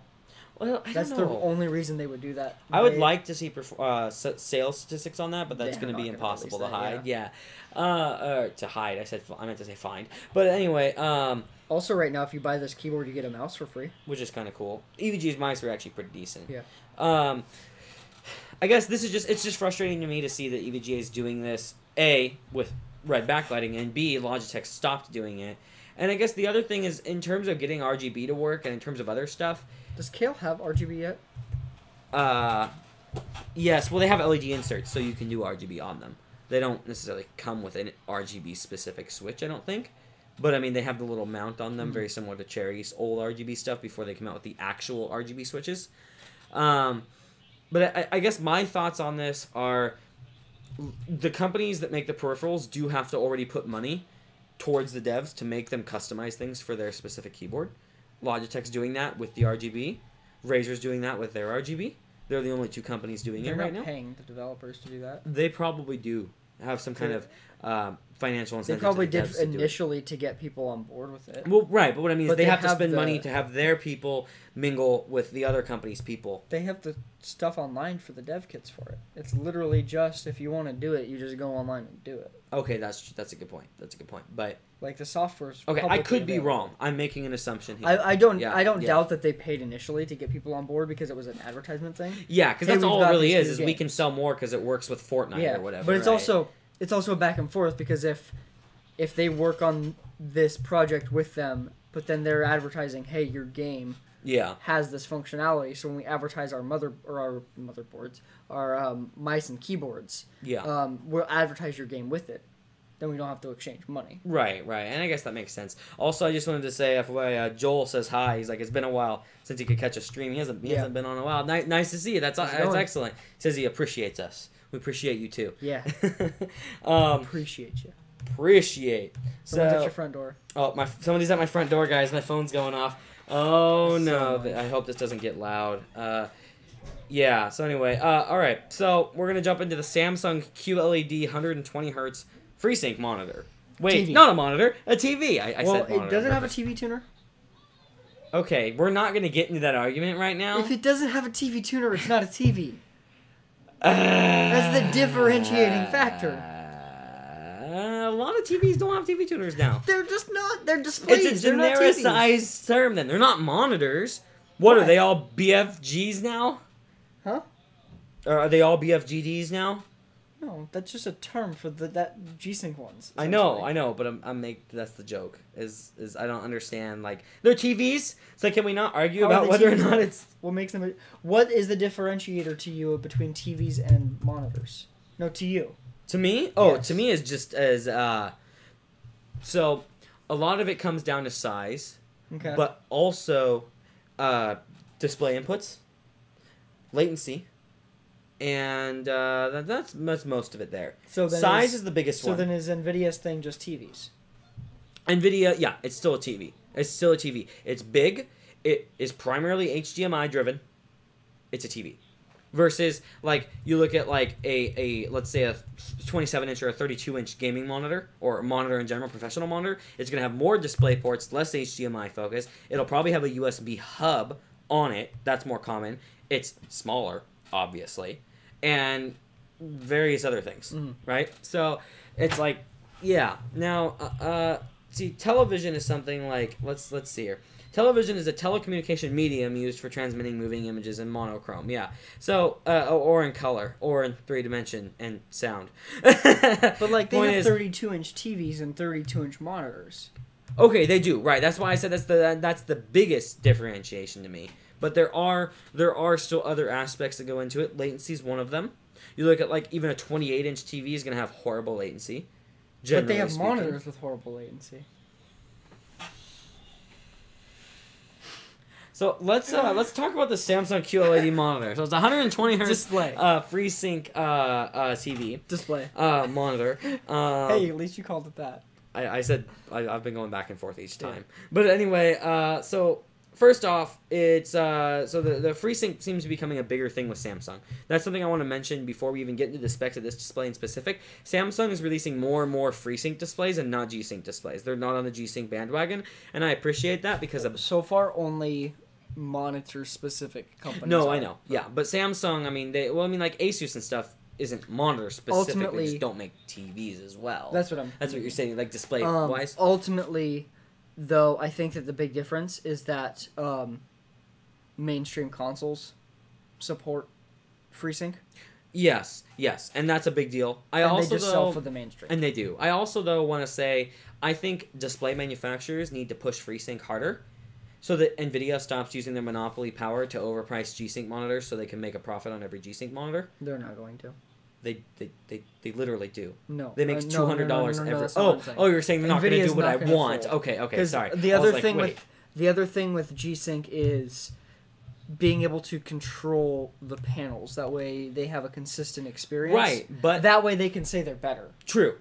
But it is, with FreeSync 2, there are similar classifications. Now, it's not verified in the exact same way, but, it has to support HDR10, and it has to support a couple other various things in order to be a FreeSync 2 display. But it doesn't have to support good HDR10. Right, and that's the differentiation there, and I understand that. NVIDIA wants that control, so that way they can say, look, if you buy a G-Sync monitor, we're better than most FreeSync monitors. Let's be honest. I don't think NVIDIA wants that to be the case. I think NVIDIA just wants to make money off every G-Sync monitor. Both. Because if they can say that G-Sync is better than FreeSync because it's more consistent, they can sell it easier. Right. I guess, though, the problem with that, though, is the technology itself isn't any better. I know, but having that control over which panels get used means things like the variable refresh range are generally more consistently better on G-Sync panels. Although they've become so good on FreeSync. And, I mean, FreeSync But you still see some FreeSync monitors with really weird... And that's true. Refresh and that's part of why... don't make any sense. That essentially like 20 hertz, right. That make them not FreeSync monitors in a sense. And I guess, well, part of what's helped with that, though, is VESA's released the adaptive sync standard, right? And that is literally FreeSync. Yeah. But having the adaptive sync nomenclature instead, I think helps differentiate that this might not be as high quality of a panel. Now, I want FreeSync to take over, and I know it's not going to happen unless all the display manufacturers go, no, we're only making FreeSync monitors, or adaptive sync is what it would be, because FreeSync, NVIDIA would never associate with that because it's an AMD technology. But adaptive sync, if they all said, no, we're only doing adaptive sync now, NVIDIA would be literally forced to do it. Yeah. That's not going to happen. I would love it, or at least not for a while. I would love it if it did. I expect fully Intel to also go with adaptive sync. Yeah. And that's going to make it... it'll all be adaptive sync because FreeSync is an AMD terminology, so AMD will call it that on the GPU end. But what's interesting with these monitors, I'm not calling them TVs because they're not TVs. So these TVs here... less than 7 millisecond refresh rate in VRR mode. Response time. Yes. Okay. Which is... no, you're good. Which is pretty impressive. That's like what... That's about like what an IPS monitor can do. Yeah. Now, so I hope these don't have a lot of ghosting. So QLED isn't... Huh? So it's a monitor. No, it's a TV. So QLED... What makes it a TV at this point? You know I've gone back and forth every time I've said something, right? But it's just admit it. So anyway, these monitors here, they... so versus like a monitor on like this machine here, this has some ghosting problems. Now mine, like I've said in previous podcasts, isn't as bad as other XPS15s that I've seen. But if these have ghosting problems, if these TVs have ghosting problems, that's an issue. Right? They're going to cost way too much to have. If they have ghosting problems, it's not because they're VRR. It's because they're poorly paid. I agree. And I mean, honestly, these should be monitors if they have no ghosting problems. If they have ghosting problems, then they're TVs. What? I don't know. So that's a TV. No, because this is too small to be a TV. But they have 15-inch TVs. Didn't you guys have a small TV in your kitchen? We still own it, but it was like a 25. It was not 25 inches. Okay, it was probably like a 22. No. It was over 20. It was not 15. It was 20. It was I call it the biggest. Okay. So, I have a 20-inch. We know that. So, anyway. So, you have a larger TV over there on your desk, that ultra-wide. No, that's a monitor. How? Because I said so. So, can we just call them all displays? Well, yeah. I said display earlier, and you said no. So anyway, these monitors here are pretty excellent because Xbox One S and Xbox One X, we announced a couple weeks ago during a podcast, have FreeSync. So now we have FreeSync on TVs like these. PS5 probably will. And the PS5 will probably have FreeSync for monitors as well. So I really like this. I think this is cool. This is exciting. TVs with FreeSync? Anybody? I think it's cool. And Samsung's jumping on the bandwagon. Yeah. So, I mean, And I mean, at this point, it's just a big fucking monitor, right? So, whatever, I guess. So this is cool. This is good though. I like to see this. I do like to see this happening. Let's jump into the next topic though, because we're done with these TVs. So Also, The Verge agrees with my stance. well, The Verge. I mean, Yeah. I have gone back and forth literally every time I've mentioned it. So you're not making you're not taking a stance. I'm not taking a stance. But there is a I correct just said stance. TV, and now these monitors are great. I don't know if you noticed through that whole Literally, conversation, it when was literally I back did- and no, I forth. did, I did. I'm not taking a stance. You're dumb. I'm not taking a stance because I don't care, because the only word that We're signifies them wrong. is displays. Yeah, well, I mean, they're not just. I'm displays. wrong because I didn't make it. No, so actually, I want to read this real quick. Okay. So because I don't this know is if I should talking let about those Vizio P series displays, Okay. and they were saying you'll notice Vizio is again referring to these devices as TVs, not just displays, because they once again have TV tuners and coax inputs. Right, which I can understand If they that. have that, they are TVs. If they don't, they are displays. Yes, because a television is a technology for delivering images in the traditional TV tuner sense. I understand that. So I do understand the technical stipulation, but these are pretty awesome TVs and I'm excited for them. So anyway, so GTA Porsche. 5, Porsche. you know what? Porsche. If you say it right, maybe I'll call these TVs the right thing from here on out. If you I'll can alternate say, between them. It's either a Porsche or a Porsche. but you'll never say it right. Does Porsche make Mini Coupes? I'm gonna hit you at this point. See, but the thing is, Mini Coupe's okay. It's just Coupe that's not okay. Oh, does Porsche make coupe? No, they don't make. They don't. Well, actually, yes, because Coupe is the size of car. So most I thought it was a Porsches. classification of car, not size. Can't Yes, you have sorry. small, not coupes, and Yes. and large? Okay, it's a classification of cars, and Porsche makes a lot of coupes. Mini coupes? No. All right, guys. just This is regular going back to an coupes. argument that we had as a group at a restaurant. This was awesome. So yeah. Anyway, let's not continue to bring this up because we've got a little bit more news to get through. So GTA 5 is the most profitable media product of all time, if you don't include toy sales and stuff like that. Yeah, to so factor I- into. I have a problem movies. with the overhypingness of this. I am It's very just, excited yeah, that it's GTA. like clickbait at that point. I'm very excited that GTA is doing so well. It's great news. Not Rockstar's a good dev too. I don't. I disagree. I dislike the microtransaction focus, but ultimately, the fact Yes. that the game industry is doing this well profitability wise at the peak Yes. shows how healthy the industry is as far as just a Exactly. business. Yeah. Not so And much GTA as 5 far is as the most consumer profitable happiness. game. There's no argument there. Yeah. It really is. Yeah. But where I have a problem with an article like this, and I had mentioned this earlier to him, is that it's really unfair to compare games and other media at this point.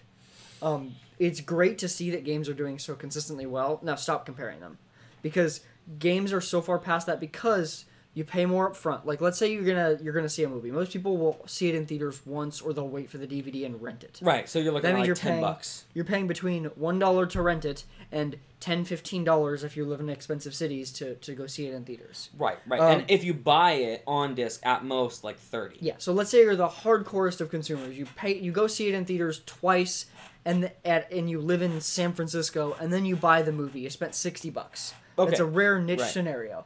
You now spent the equivalent of Of just the a base game. price of a game. Right. That people commonly spend on Yes. games. And Yes. then and with the the base game- price is important. Yeah, and GTA made a lot of its money from microtransactions. And DLC. Well, most of that came in the form of... That's Yeah. true. That's true. Yeah. It came in the form of new content for new free. content for the microtransactions That you as then- well. yeah. Yeah. But so you're essentially looking at a 1 to 2 time on average transaction versus a increasingly above 1 transaction on an already more expensive product. Right. I mean, the average consumer doesn't spend on microtransactions, but you have the whales, you have the people that spend hundreds or thousands of dollars on games. Yes. And- Hundreds of thousands. I hope you don't spend hundreds of thousands on There GTA are people. 5. There are people. Oh, that would Um, scare me. but- like, I spent $100,000 on GTA Yeah. 5. But like when you look at something like movies, What do you drive? A Honda. I spent all my money on games. I drive a Honda Porsche Coupe. So a lot of times when you look at movies, a lot of the way that they make money They're not separate- movies, they're TV shows. No, they're not. TV shows. Separate from the general... Wait, so if TV shows are offered on like disc format, is it still a TV show? Because it's not television. Is a Netflix and if you're show, watching... Is a Netflix show a TV show? And if you're watching a TV show... At this point, it becomes a show. If you're watching a TV show, even if it is actually a TV show, and you have like an external TV tuner, and then you're watching it on a monitor, is it still a TV show? Yes, because it was made for TV. The difference is how it's the manufacturing. If you make a TV and then you rip out the tuner, physically like rip it out, it's still a TV. It was made with the tuner. It has the hardware connections for that tuner. I think that's the differentiator. But back to what I was talking about. You were talking about mini porch coupes. Yes. When it comes to... I said Honda porch coupe. Oh, Honda porch coupe. When it comes to movies, for example, like especially with like children's movies, superhero movies, things like that, they make a lot of profit from the movie, and then they make a lot of profit from the toys. And that's not included. The toys in are these a metrics. huge part of the business, and that's not included. Yeah. In fact, I'm pretty sure only box office sales are included, which means you're not taking into account DVD sales. Right. Which means you're looking at multiple, 5 years of Grand Theft Auto versus 6 months of a movie? Yeah. There's so many problems with measuring box office versus so I think else. this needs to be compared to other games. It would be like which we have some metrics here for. Yeah. So, but it would be like if you compared CD sales right now to movies. Yes. And not and then also this counting doesn't the count like franchises, which you could argue like Star Wars is a franchise. Marvel is the biggest franchise by far. So take all of the Marvel movies and put just their box office. But then you have cost. to take all of the GTA. Well, right. So- Right. But even then, though, I don't think GTA would stand a chance. I really don't. If you took into account toys, no. Well, even not toys, if it was just every Marvel movie, that example in specific. I do think that it would. You think so? Yeah, because only a few Marvel movies have passed $1 billion. Okay, that's true.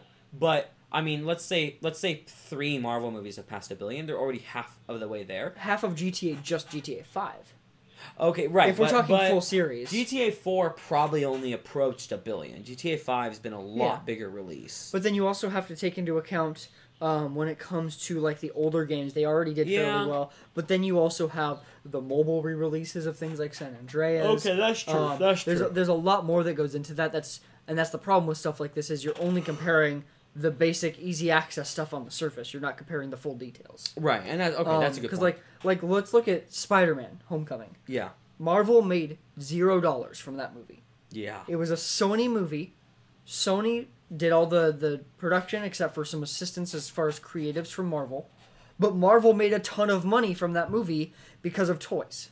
Yes. Marvel still had the toy rights to Superman, so they make the money from that. Yeah, Spider-Man, right? Spider-Man. Yeah. Well, I hope Marvel doesn't have the toy rights to Superman. That'd be a really awkward situation. That would be awesome. That would be awesome, but really awkward. It's In fact, they probably would make good toys. It's true. It's true. Because it's Marvel. DC, step it up. But yeah, so it's like it's a messy metric, but ultimately Grand Theft Auto did very well, and that's awesome. And of course, we're gonna get a Grand Theft Auto 6, not for a few years because Red Dead comes out this year. Yes, and some people have also mentioned that maybe we're not gonna get a GTA 6 in that same sense, but maybe we're going because Rockstar said that they were gonna expand on GTA 5 for a while. But the question becomes, do they release a GTA Online exclusive game that's separate from the main story game? And then the main story games are played based on that? Because I know They said they were going to do a lot with Grand Theft Auto Online, and they haven't done a damn thing of that. All they've done is focused on adding new cars, new houses, I know, stuff which that is you can buy unfortunate. with microtransactions. Because we were all hoping to see, they're going to add a new land mass over here. Because they said, yeah. And, they're gonna add more buildings. Or, Blizzard, or not Blizzard, Rockstar, at least... Please make it so I can go inside every building. Now, on every floor. What if, after this Grand Theft Auto, they made a GTA World game, and it had a single player, or co-op, or something like that, but it took place in different cities that you've been to in previous GTA games, so they already have the layouts designed. It's they just textures. them. Yeah. And then they can import all of that to GTA Online. And then when they want to release a new game or expansion or whatever, then they release an add-on for GTA World that is a whole new area, that's a whole new single player. That's justifiable to charge $50-$60 for if you make a full-length single player that adds to GTA World. Yeah. Or even if they release separate things. And even if you have to buy the GTA game itself to get the expansion for World, that's fine, right? Or so I would love that approach. Yeah. Actually, I would because I stopped playing GTA 5 partly because of all the cheaters and pay to win and hackers, as well as the oh, you want that cool vehicle, well, you've got to put at least 100 hours in for it. It's like excuse me, like don't make it quite that hard. But yeah, like a GTA World, even if it was like a monthly subscription that you had to pay like World of Warcraft, I would that go would probably for be the best way to do it. Yeah, I would go for it. Grand Theft assuming Auto they kept MMO, doing let's it. do it. I'd be cool with it. I'd be really cool with it. A GTA MMO would be amazing. Like, per server have, a couple hundred people. I think that was kind of the promise almost of online. And It was, yeah. That was really the held idea up to was, we're just going to, this is it. And I'm wondering if it's because they decided, let's make this a separate game. Maybe. That would could make be. the most That would make sense. sense. Because I would love to see a GTA MMO. That would make them so much money. I would rather see a Red Dead MMO. And then MMO. My Mumo? Yeah. Because Red Dead Redemption is still one of my favorite games of all time. That single player was a must play. If you haven't played it and you're 15 or above, I'd say play it. So I can't play it then, huh? No, not for another 5 years. Yeah. No, I just turned 7. Yeah, but no. 7-year-olds don't care about if I call it a Porsche. Oh, that's true. Mini Coupe. That's fine. Yeah, that's a nice coupe. I love doing that. If you ever want to mess with him, just call Not it. even just just say call Porsche in the things- comments. Yeah, no. Pull a Linus Tech Tips. Talk about the Porsche design laptop and call it the Porsche design laptop, and then see how the comment section on even his videos flood with people saying you're not pronouncing it right. Can you please pronounce it right? Just every video, I want someone to comment. No, Porsche. everybody needs to start calling Linus Tech Tips Linus Tech Tips. That's the new name for it. That's because that's how I'm just gonna assume it's pronounced. And you're Daniel. That's your No, name. the difference is you're cutting off the last letter. Well, You're also calling it a common U.S. term. Like, yes, But it's the not problem with accurate. that- It's not accurate, but that's just what it's kind of called by. well, a it's lot of people. mispronounced, and it was But it's mispronounced so regular. much that it became Yeah. a common standard. Tomato, tomato. I mean, yeah, Potato. yes, but Porsche. Okay, next topic, because it's 10 o'clock almost. okay. So anyway, we had some metrics though for GTA 5 that I wanted to say. So GTA 5 has sold 90 million copies, putting it in third place of the best-selling game of all time. That does not mean the most profitable, of course. Minecraft being 144 million, and Tetris, including all its versions, being 170 million copies. That's pretty insane. They're already halfway to over halfway to Tetris, and it is a much more expensive game that hasn't been around anywhere near as long. Pretty impressive, if you ask me. All right, so we're going to jump into the AOC Agon 120 Hz 35-inch monitor. This is just an update to a monitor. It's basically the same display, probably even the same actual physical display panel as the AG352UCG, but this is the AG352UCG6. Not sure why they chose 6 for this, but anyway, it's got 120 Hz refresh rate instead of 100 Hz refresh rate. Like I said, it's likely the same as the AG352UCG. So if you have that panel, or we're considering getting that panel and it drops in price, you can probably overclock it to very close to 120 Hz and be successful with it. So this is more so like this is a guaranteed 120 Hz, which maybe AOC saw this panel hit 120 very commonly on the overclock. So they're like, okay, we can bin them and sell these ones as the 120 Hz panels. I'm trying to remember who... Didn't someone else do that with an ultrawide at some point? Like, where they just release a just 120 Hz version versus the 100? That's correct. Well, Acer did actually multiple of what we're talking about. Acer actually released a monitor that was advertised as 100 Hz but overclockable to 120 because there was no guarantee. But they actually had the on-screen display adjustable. I think it was in 5 Hz increments. Yeah. And so you could just tune it down, and almost all of them would hit that 120. A few of them you had to scale at like 115, 110. Yeah. But this is more so like, I'm guessing AOC's just picking the ones that, oh yeah, we can validate this will hit 120. So we'll sell this as this model. We'll keep these ones as the cheaper model, even though these ones may very well come very close to 120, even maybe get there, but they're just not, They can't perfect. Guarantee it enough to sell it as yeah. such, right? Because if you get a 120 Hz monitor that can't run at 120 Hz, you can sue the company. Yeah. So they've got to be very specific. So the 120 Hz panels can probably hit close to 130 without a problem, right? So anyway, this is just interesting. It's exciting in some ways. But yeah, I would say like yeah, if you have one of the older ones, just try overclocking it to like 110, 120, and see what you can get. And it's obviously a G-Sync based display, just like the previous AG352 UCG. Mm-hmm.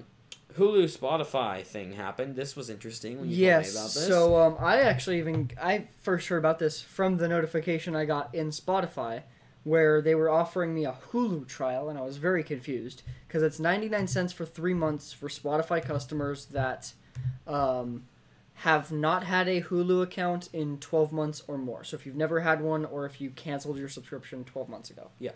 You can do a trial for 3 months for 99 cents. Now, of course, canceled your subscription 12 months ago or use a different email. And card. And card, which isn't hard to do. Everybody has more than one card. Yeah. So. But just a pro tip if you want to get around that 1 year restriction. Yeah. But some people also don't want to have to use another email. Some people don't care. No, yeah, indeed. Plus, if you're going to sign up for this, just sign up for it. Because essentially what the deal is, so you pay $10 a month for Spotify and $8 a month, I think it's still 8, right, for Hulu? I think it's 8. Yeah, I believe it's still 8. So you're looking at... And some people go, why is Hulu so cheap? If you haven't tried it, Hulu has commercials. Yeah, that's why you have Hulu to pay is extra not... for no yeah, commercials. you get new stuff. You also pay and see commercials, or pay a lot and no commercials. Yeah, so that's just because something to keep it costs in a mind lot of money to get the newer shows. Yes. Yeah. Whereas Netflix, is like, oh yeah, sure, it's $9 now, right? I think for Netflix. I don't know. Anyway, Netflix though is like, it's a lot of older stuff. But there's no ads because it's older stuff. So just so in case you guys don't have Hulu. But so ultimately, you'd be looking at like $18 total to buy both at the cheapest plan for Hulu. Whereas this deal, and it's billed through Spotify, is $13 a month for both services. Yes. Now, I'm assuming that's not a family plan of Spotify. No. Okay. So at $3, they might add family for like option $20, later. yeah. But a $3 premium to get Hulu over your Spotify account, if you're interested in Hulu at all, it's kind of a no-brainer. No, not even that. Like, if you literally use Spotify, just go with this. Mm-hmm. Just do it. Like, there's no reason just not do to. it! Just do it. Now what we need is a high-fidelity, uncompressed video streaming service to come out and have it paired with Tidal for $50 a month. Limited data, dude. No.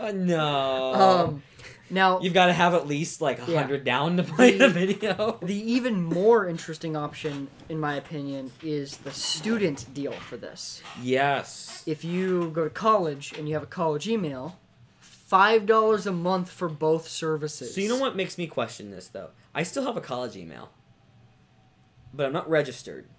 Will it work? If you can sign into the email, yes. Because that's how that deal Even though works. I don't use Spotify, that's a good deal. If only I didn't already have people in my family paying for Hulu. The problem would be that you'd run into the issue of if they ever do cancel your account. Yeah. You'd lose access because you have to use that .edu email to get the discount. Right, which makes sense. But so, I log into it periodically to hopefully keep access with myself. Mm-hmm. Yeah, I mean... Yeah, so anyway. Okay, so pretty cool. I think this is exciting. It does make me question how... Is Spotify going to lower how much they pay? Like for example, is a listen on Spotify with this plan going to give the producer or the artist less money than a listen with a different paid plan? I doubt it. Maybe not. I don't know. Because Hulu... You're getting Hulu for $3 a month. That's impossible unless the ads are really making enough money for Hulu. Because I mean, that's it's almost the limited free. commercials offer too. It's the what?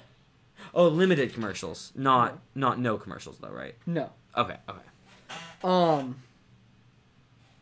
check something.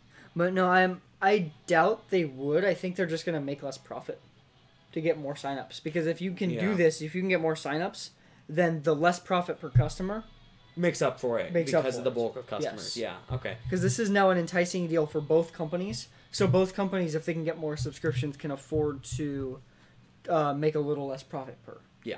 That's generally how these types of things work. Yeah. With bundles like this. Also, a Chris pointed out Netflix original content is awesome though. Yeah. I agree. They make almost no bad shows. Almost. But that's still not the same as a bunch of new shows from huge publishers, right? So the ones that Netflix advertises a lot, the ones that you find, are great. They have a lot of lesser content. Yes, and I've seen that's some of low them. budget. They're usually still okay, surprisingly. They're usually still good, considering the budget, like, really good. But there have been a few flops. But yeah, obviously, like, Stranger Things and stuff, like, those, of course, because they're huge, of course. They make Netflix a lot of my House of Cards. I mean, not anymore, but before... We still get, what, 6 episodes?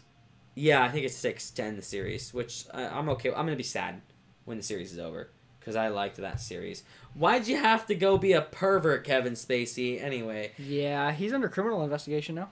Makes me sad because he's a good actor. I liked him as an actor, and he was in one of my favorite shows of all time. And it's like, you just ruined it because you're a weirdo. Thanks, man. Anyway, alright. So, the red iPhone. Okay. It's red. Now, it's black. Why are they also calling give money to charity? Okay, what's with the product red? So, do you not know about that? No. Oh. Product Red is an understand. awesome program. So it's not just Apple either. Microsoft had a Product Red version of Windows Vista. So what Product Red is, when you see something that's labeled Product Red, we don't get the exact numbers for the percentage, but a portion of those sales goes towards fighting AIDS in Africa. Oh, okay. I didn't actually ever hear about Product that. Red has been a program for a while. I remember seeing Windows, I think it was Vista and maybe even 7, like red boxes, and I was very confused. And I went up and looked at them. It's like Product Red, but that's what it is. It's like the Product Red iPhone, all of Apple's Product Red stuff, and they've had quite a few. Yeah. Okay. So that's what that whole Product Red program is. Interesting. So it's a red and black iPhone that helps fight AIDS. Yeah. Last year's Product Red phone was white in the front, so it's kind of a big deal that this one has a black front because everyone wanted that because it looked dumb. So let me ask you this. Apple's raised over $160 million through the sales of their Red program towards very cool. AIDS fighting in Africa. They've been doing this for 11 years. Is the Red program an Apple program that then like other companies can use it and the money goes through Apple? I don't know. Okay. So let me get this straight. I also haven't seen anyone do Product Red stuff in a while, but let me go to their website because the actual Red website, they even say thank you Apple on the website. Let's see, what is our partners? Our partners. Okay, Apple's Apple's just a partner, Bank so of they're America, Starbucks, Coca-Cola, Beats, which is Apple now. It didn't used to be, but I think that Beats did stuff before. I think it did. Yeah. But I mean, like, there's a lot. Because I remember seeing that branding around. I just never knew that it There's a lot of other stuff that's not necessarily something you would be looking at in specific. What you're saying? I don't want a love bracelet. Well, there's even like alcohol. There's shirts. There's so it's interesting. Mm-hmm. So let me ask you this then. You can effectively say, my iPhone prevents AIDS.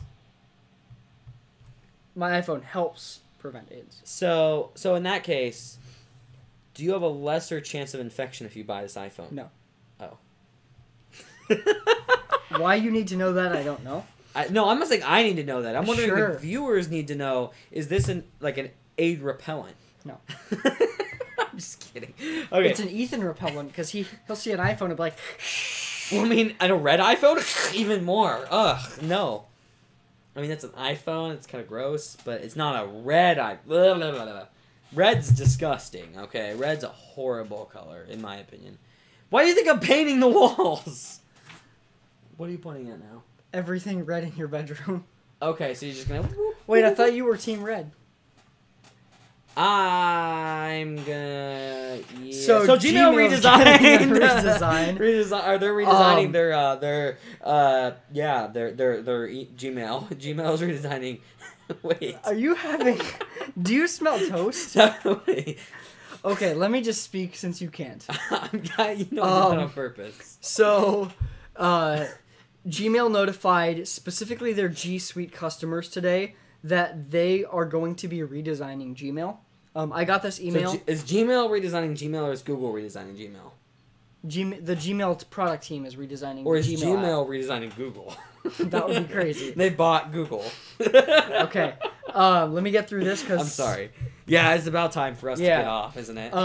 So, They announced essentially that they are working on some redesigns. There are a few pictures released, although everything is still in very early stages. So, and the pictures are vague enough where it's like, okay, that this looks like an and aesthetic the way that increase. the way that Google was speaking, it sounds like nothing is set in stone. Yeah, and it also sounds like Google is like, this is going to be a fairly major thing, because in the images, it just looked like, oh, it's just some aesthetics, cool, like, whatever, no big deal. But some of the stuff that Google's been saying, along with the kind of keeping this under closed wraps and stuff, is like, okay, maybe they're doing some unique stuff, which I'm ready for them to do, because Inbox sucks, and Gmail is old. So, no, Inbox sucks, not in my opinion, although that too. Inbox sucks. Well, in my opinion, for various Inbox sucks because of stability issues. It repeatedly would crash on me, would not receive email, would lag. Sounds like Tidal. Not really. I'm having Tidal issues. But anyway, no. I'm talking on multiple machines, multiple phones. The app on the phone was actually a lot better, that I'll admit, than the web client. But the web client was really, really problematic. Tidal issues. I don't know why you have any Tidal issues. But anyway. I'm just saying. I don't know why you have Inbox crashes. Yeah, well, it was frustrating even on like fresh Windows installs and stuff. Where I click to open up a category, right, and it would just lag for a moment, and like 2-3 full seconds. Then it would open up the category. And I mean, albeit maybe that's partly because I have a lot of email that I manage. Yeah, I clear my emails out. Right. And so but you still use the categories, and see how yours is almost instant when it opens. Right? That was maybe a half-second delay. Mine would be I'd click one and I'd wait for it, and sometimes it would just be really slow scrolling and stuff like that. But so my point being, though, Gmail, I've never heard of anybody having actual performance issues with it. Yeah. So in that point, the fact that there are some people, not just me, that have had issues with Inbox says that Gmail is a more stable product. But if they can keep it stable but make it better, that'd be awesome. I don't want them to go the Inbox route. Inbox is a different format for email. I want it to still be your traditional email layout. They are adding things like smart replies. Which is needed. They are adding, for those that don't know, Google is getting rid of, Chrome apps. Yeah. And they're making everything web-based, probably just to make things run a little bit better on Chromebooks. But they are introducing an offline mode into the web version of Chrome, or of Gmail, which is cool. Yes, that's really cool to see. There's also, they're going to be having Keep integration with this, right? Yes. Which is good, because having notes in Gmail was a thing for a while with Gtasks. If only they had better Hangouts integration like they used to. I know, and it's really That's unfortunate. part of why I like Inbox so much, is because it has the old style. Sometimes Google frustrates me on various fronts, because they'll sometimes have the best product and shut it down or ruin it, and then they'll release stuff that's not good.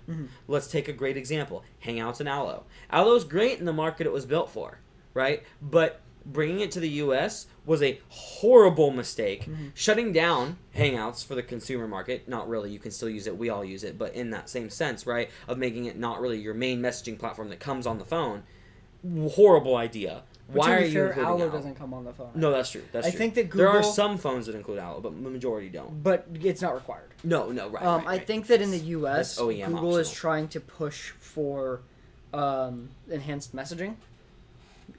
Enhanced SMS. Enhanced SMS. I think would be that great. is what Google's... And it's funny, most of the carriers support it now. Not... T-Mobile does completely. They've advertised it back in 2015. They advertised that they were going to be supporting it completely shortly. They support theirs. They don't support Google's. Oh, right, because Google has their own standard, don't they? Because no one has cross-compatibility. With T-Mobile, you can only do it like Samsung phone to Samsung phone from T-Mobile to T-Mobile. Well, the thing is, I've actually... So, no, I've had it...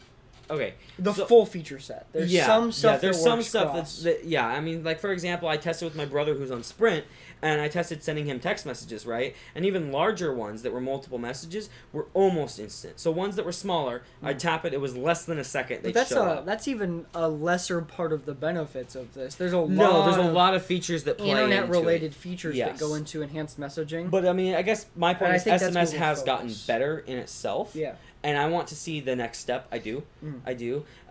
Because, right now, SMS used to be, sometimes you didn't know if they'd receive it. It'd be slow. All kinds of stuff like that. The newer technologies are better. Yeah. Now, I still am a little bit frustrated because Hangouts, in a lot of ways, was the end-all. All they really needed to do was... okay, you basically have to have a Google account to to have an Android phone, right? Think an open standard like SMS that would theoretically work on iPhone. It's not even just that it's an open standard. I think it's more so important just that it's phone number based. That's what's super important to people, because some people want to be able to type in their friend's phone number and hit message, and if you can do that instantly, like Apple's been doing with iMessage for such a long time, it'd be great. A universal standard would be ideal. But I guess what I'm getting at, though, with Google, though, going back to them, is just I don't like it when they damage stuff that's already doing well. Keep Hangouts around and just keep pushing the other SMS stuff.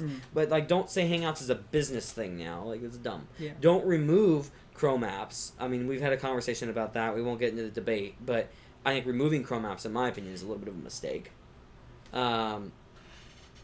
Stuff like that. Yeah. Also, why do you have another page? Okay, I was gonna say I don't have another page, and I was really confused. Oh, just because of the it's sizing. Just yeah. No, because I have 20 more topics. Yeah, I'm like, wait, how much more do we have? Because I saw that you had the other page. What does make me really happy about this is that they only sent this notification to G Suite users, because normally G Suite gets shafted and they don't get to use stuff until way later. Yeah. When arguably the people directly paying Google for the services, especially when the business market's so much more competitive when you look at like Outlook versus G Suite, versus like nobody's gonna pick Outlook over Gmail for the free stuff. Yeah. Except he has a like Outlook or Hotmail account or whatever. Probably because it's been around forever. Yeah. But yeah, so it's nice to see them. Hotmail. I know.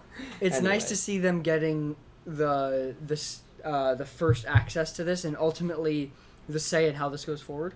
Yeah. Because it's going to mean that it's going to get I mean, obviously they're still going to focus it on the consumer, but it's going to be a better mix. Yeah. Excuse me. Yeah. Rather than just being all one or the other. Right. So, it's interesting. I'm excited for this personally.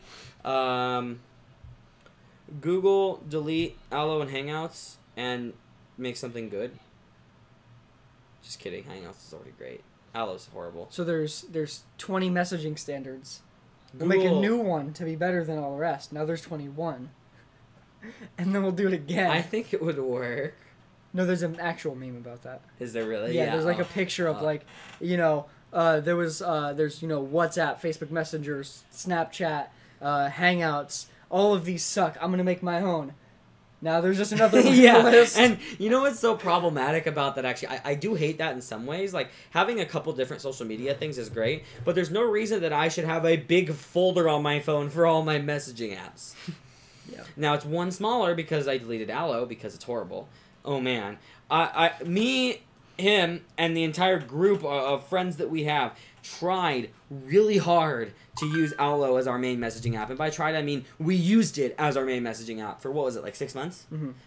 And it's just, we just couldn't. We went back to Hangouts. It destroyed my battery. It destroyed his battery. It lagged out. It can't back up consistently. So whenever I'd get a new phone, which is pretty often because T-Mobile Jump on Demand, I'd lose that days of messages. You also can't back up to Google Drive or from Google Drive on an iPhone. Yeah, so if you're switching to Android to iPhone or the other way around, you lose all your messages. Because for some reason, and Google could do this if they wanted, because their other apps can integrate with Drive just fine. But they just, no.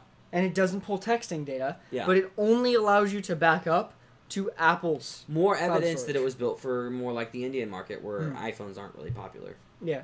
Makes sense, but I mean, it's just like there's no effort put into it. The web client's horrible. You can't have it open on multiple tabs at the same time. It's super laggy. Sometimes the messages don't get updated. Sometimes it says it's disconnected when it should not have any reason to be disconnected.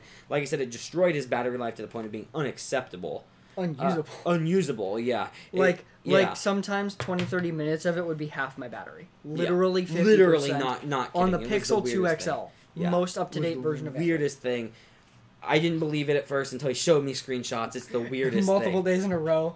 Yeah. I was just like, you're like, hey look, this. Allo's ruining my battery. I'm like, all right, we're going to switch back to Hangouts. Yeah. We just couldn't do it. And so everybody we know switched back to Hangouts because Allo's just useless at this point. And it's unfortunate. And Google, stop pushing your crap products in areas that you shouldn't be pushing them in. Yeah. Okay, so big changes to Steam affecting third-party apps because GDPR. Yes, right? They're complying with that. So Steam is updating their privacy policies and just some features in general to both just be better. Like they're adding an offline mode or peer offline mode. Currently, you in Steam, you can appear like busy or away, but if you want to go offline, you actually have to disconnect from Steam. Yeah.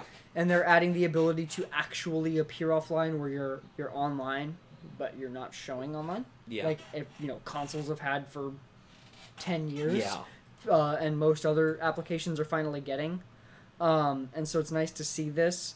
But then there's also disadvantages too, though. Yeah. Not really. Steam Spy. Huh? Well, that's not from pure offline.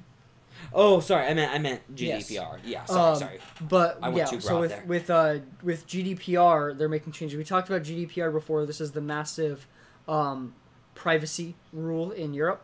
General Data Privacy Regulation. But this was passed in 2016. Companies are required to implement everything by May 25th or 15th, one of those two. Something like that. And so we're now seeing the changes from that start to affect more and more sites and services. Yeah.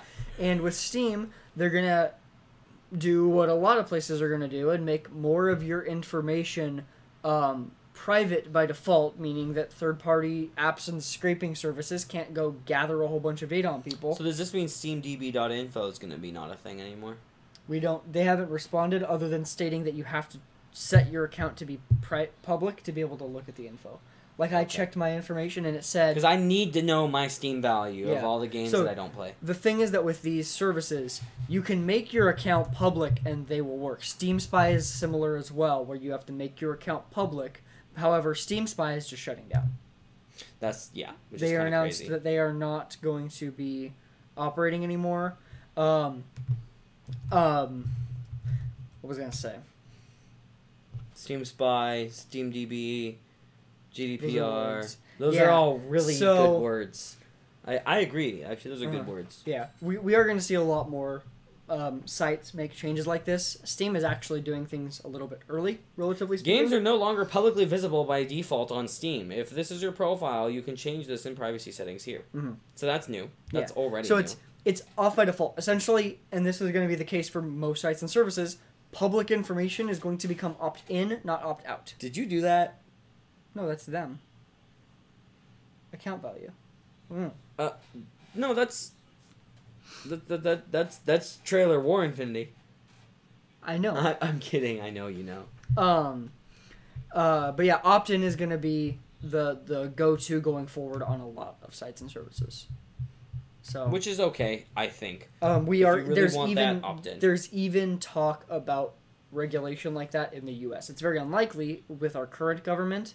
But during some of the Mark Zuckerberg Facebook hearings, which we didn't really have time to talk about today, other than real quick, Zuckerberg can't name a proper competitor. Because there aren't any. Because he's a monopoly. That's all you really need to know. Yeah. That was the best part. But there were a few Democrats coming out saying, hey, do you think we need an opt-in regulation rather than it being opt-out? There's different forms that may take. There was talks of specifically because currently a lot of the regulation pertaining to children ends at 13. Right. And so there's talk of maybe a separate tier for up to 16. Yeah. Because in some states, 16 is like the line where like you can get married and stuff, so they kind of consider you an adult then, so they don't want to go too far because that would mess with some states. But 16 is like a good line. Yeah. That they're talking, so we'll see how that goes. There might be some regulation we'll have to talk about on this show.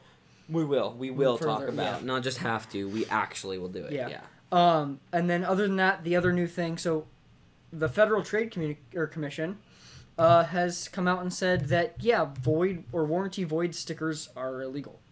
They said maybe, potentially. It depends on the scenario. Which means in most cases. Yes. Yeah. So essentially, the situation is that they can't. And this is in the U.S. Obviously. Yeah, it's just they can't block you from going to a third party to do the warranty repair work if it's like a third party that offers warranty work. Yeah. Unless they offer all of the parts and services for completely free.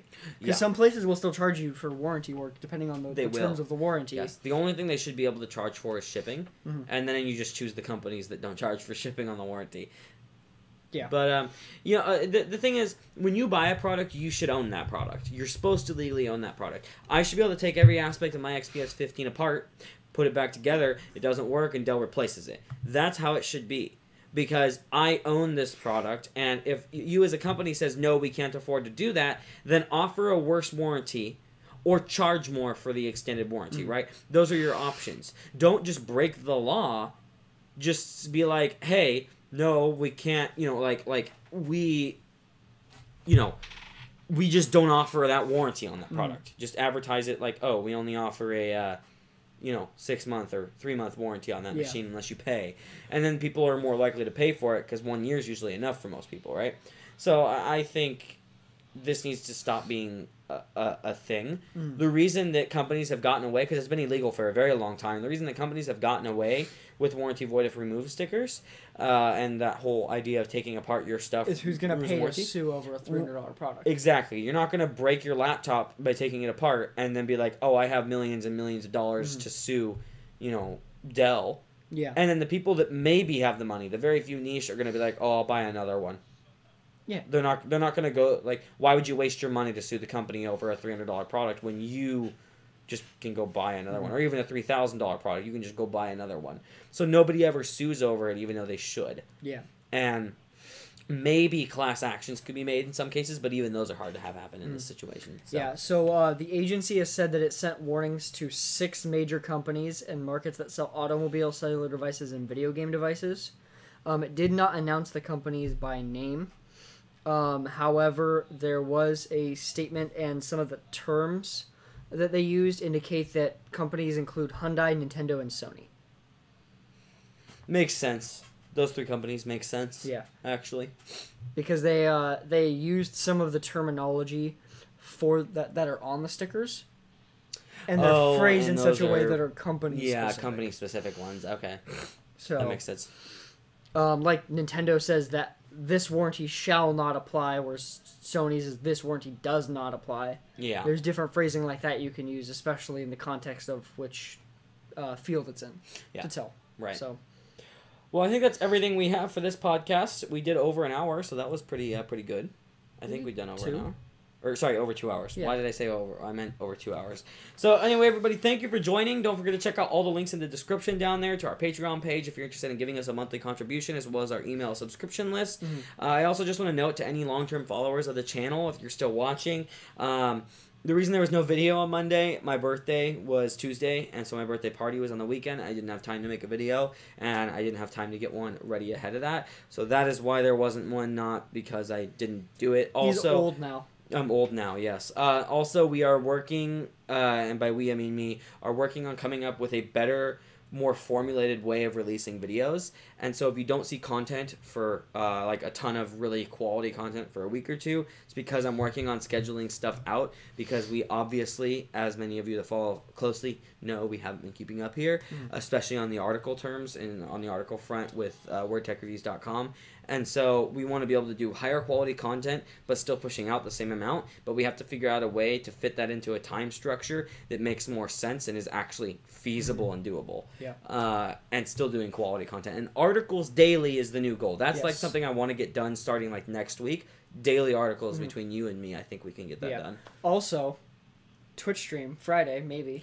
Yes, although the Twitch stream will be linked on the site, but it won't be to the WordTech YouTube channel. It'll be to the WordTech Gaming YouTube channel, or Link YouTube channel. That in the description of when you're done. I should do that. Yes. I should do that. Obviously, though, if you guys want to see that and the link doesn't appear here or whatever for some reason, WordTechReviews.com, which is linked in all of our videos, there'll be a section on there that I'll have the live stream on. And it should be this Friday night, but definitely next Friday night. Yeah, we're looking at live streaming Civ 6 with the Rise and Fall DLC. Yes, and we'll be live streaming together, but 2 separate channels. Yes. Both channels will be on WordTech Reviews, so you can see the perspective of both sides if you're interested in that. And we'll be streaming every single Friday night. Now, it will probably start this Friday, if not next Friday, and it'll just continue from there. Pretty much either when we're playing this Friday, it's just a matter of if we stream. Yeah, because we're not sure if we have the lighting set up for streaming, and then worst case scenario, it's a test stream. Yeah, we'll probably at least do some kind of weird test stream, so anyway, just keep an eye out for that if you guys are interested, and thank you everybody for watching. I think that's pretty much it. Yeah. So it's Ethan signing off, and by signing off I really mean getting Clicking the online but clicking the stop Yeah. button. Okay, so we are gonna stop streaming. It's a display, not a TV, and it's a porch, not a Porsche.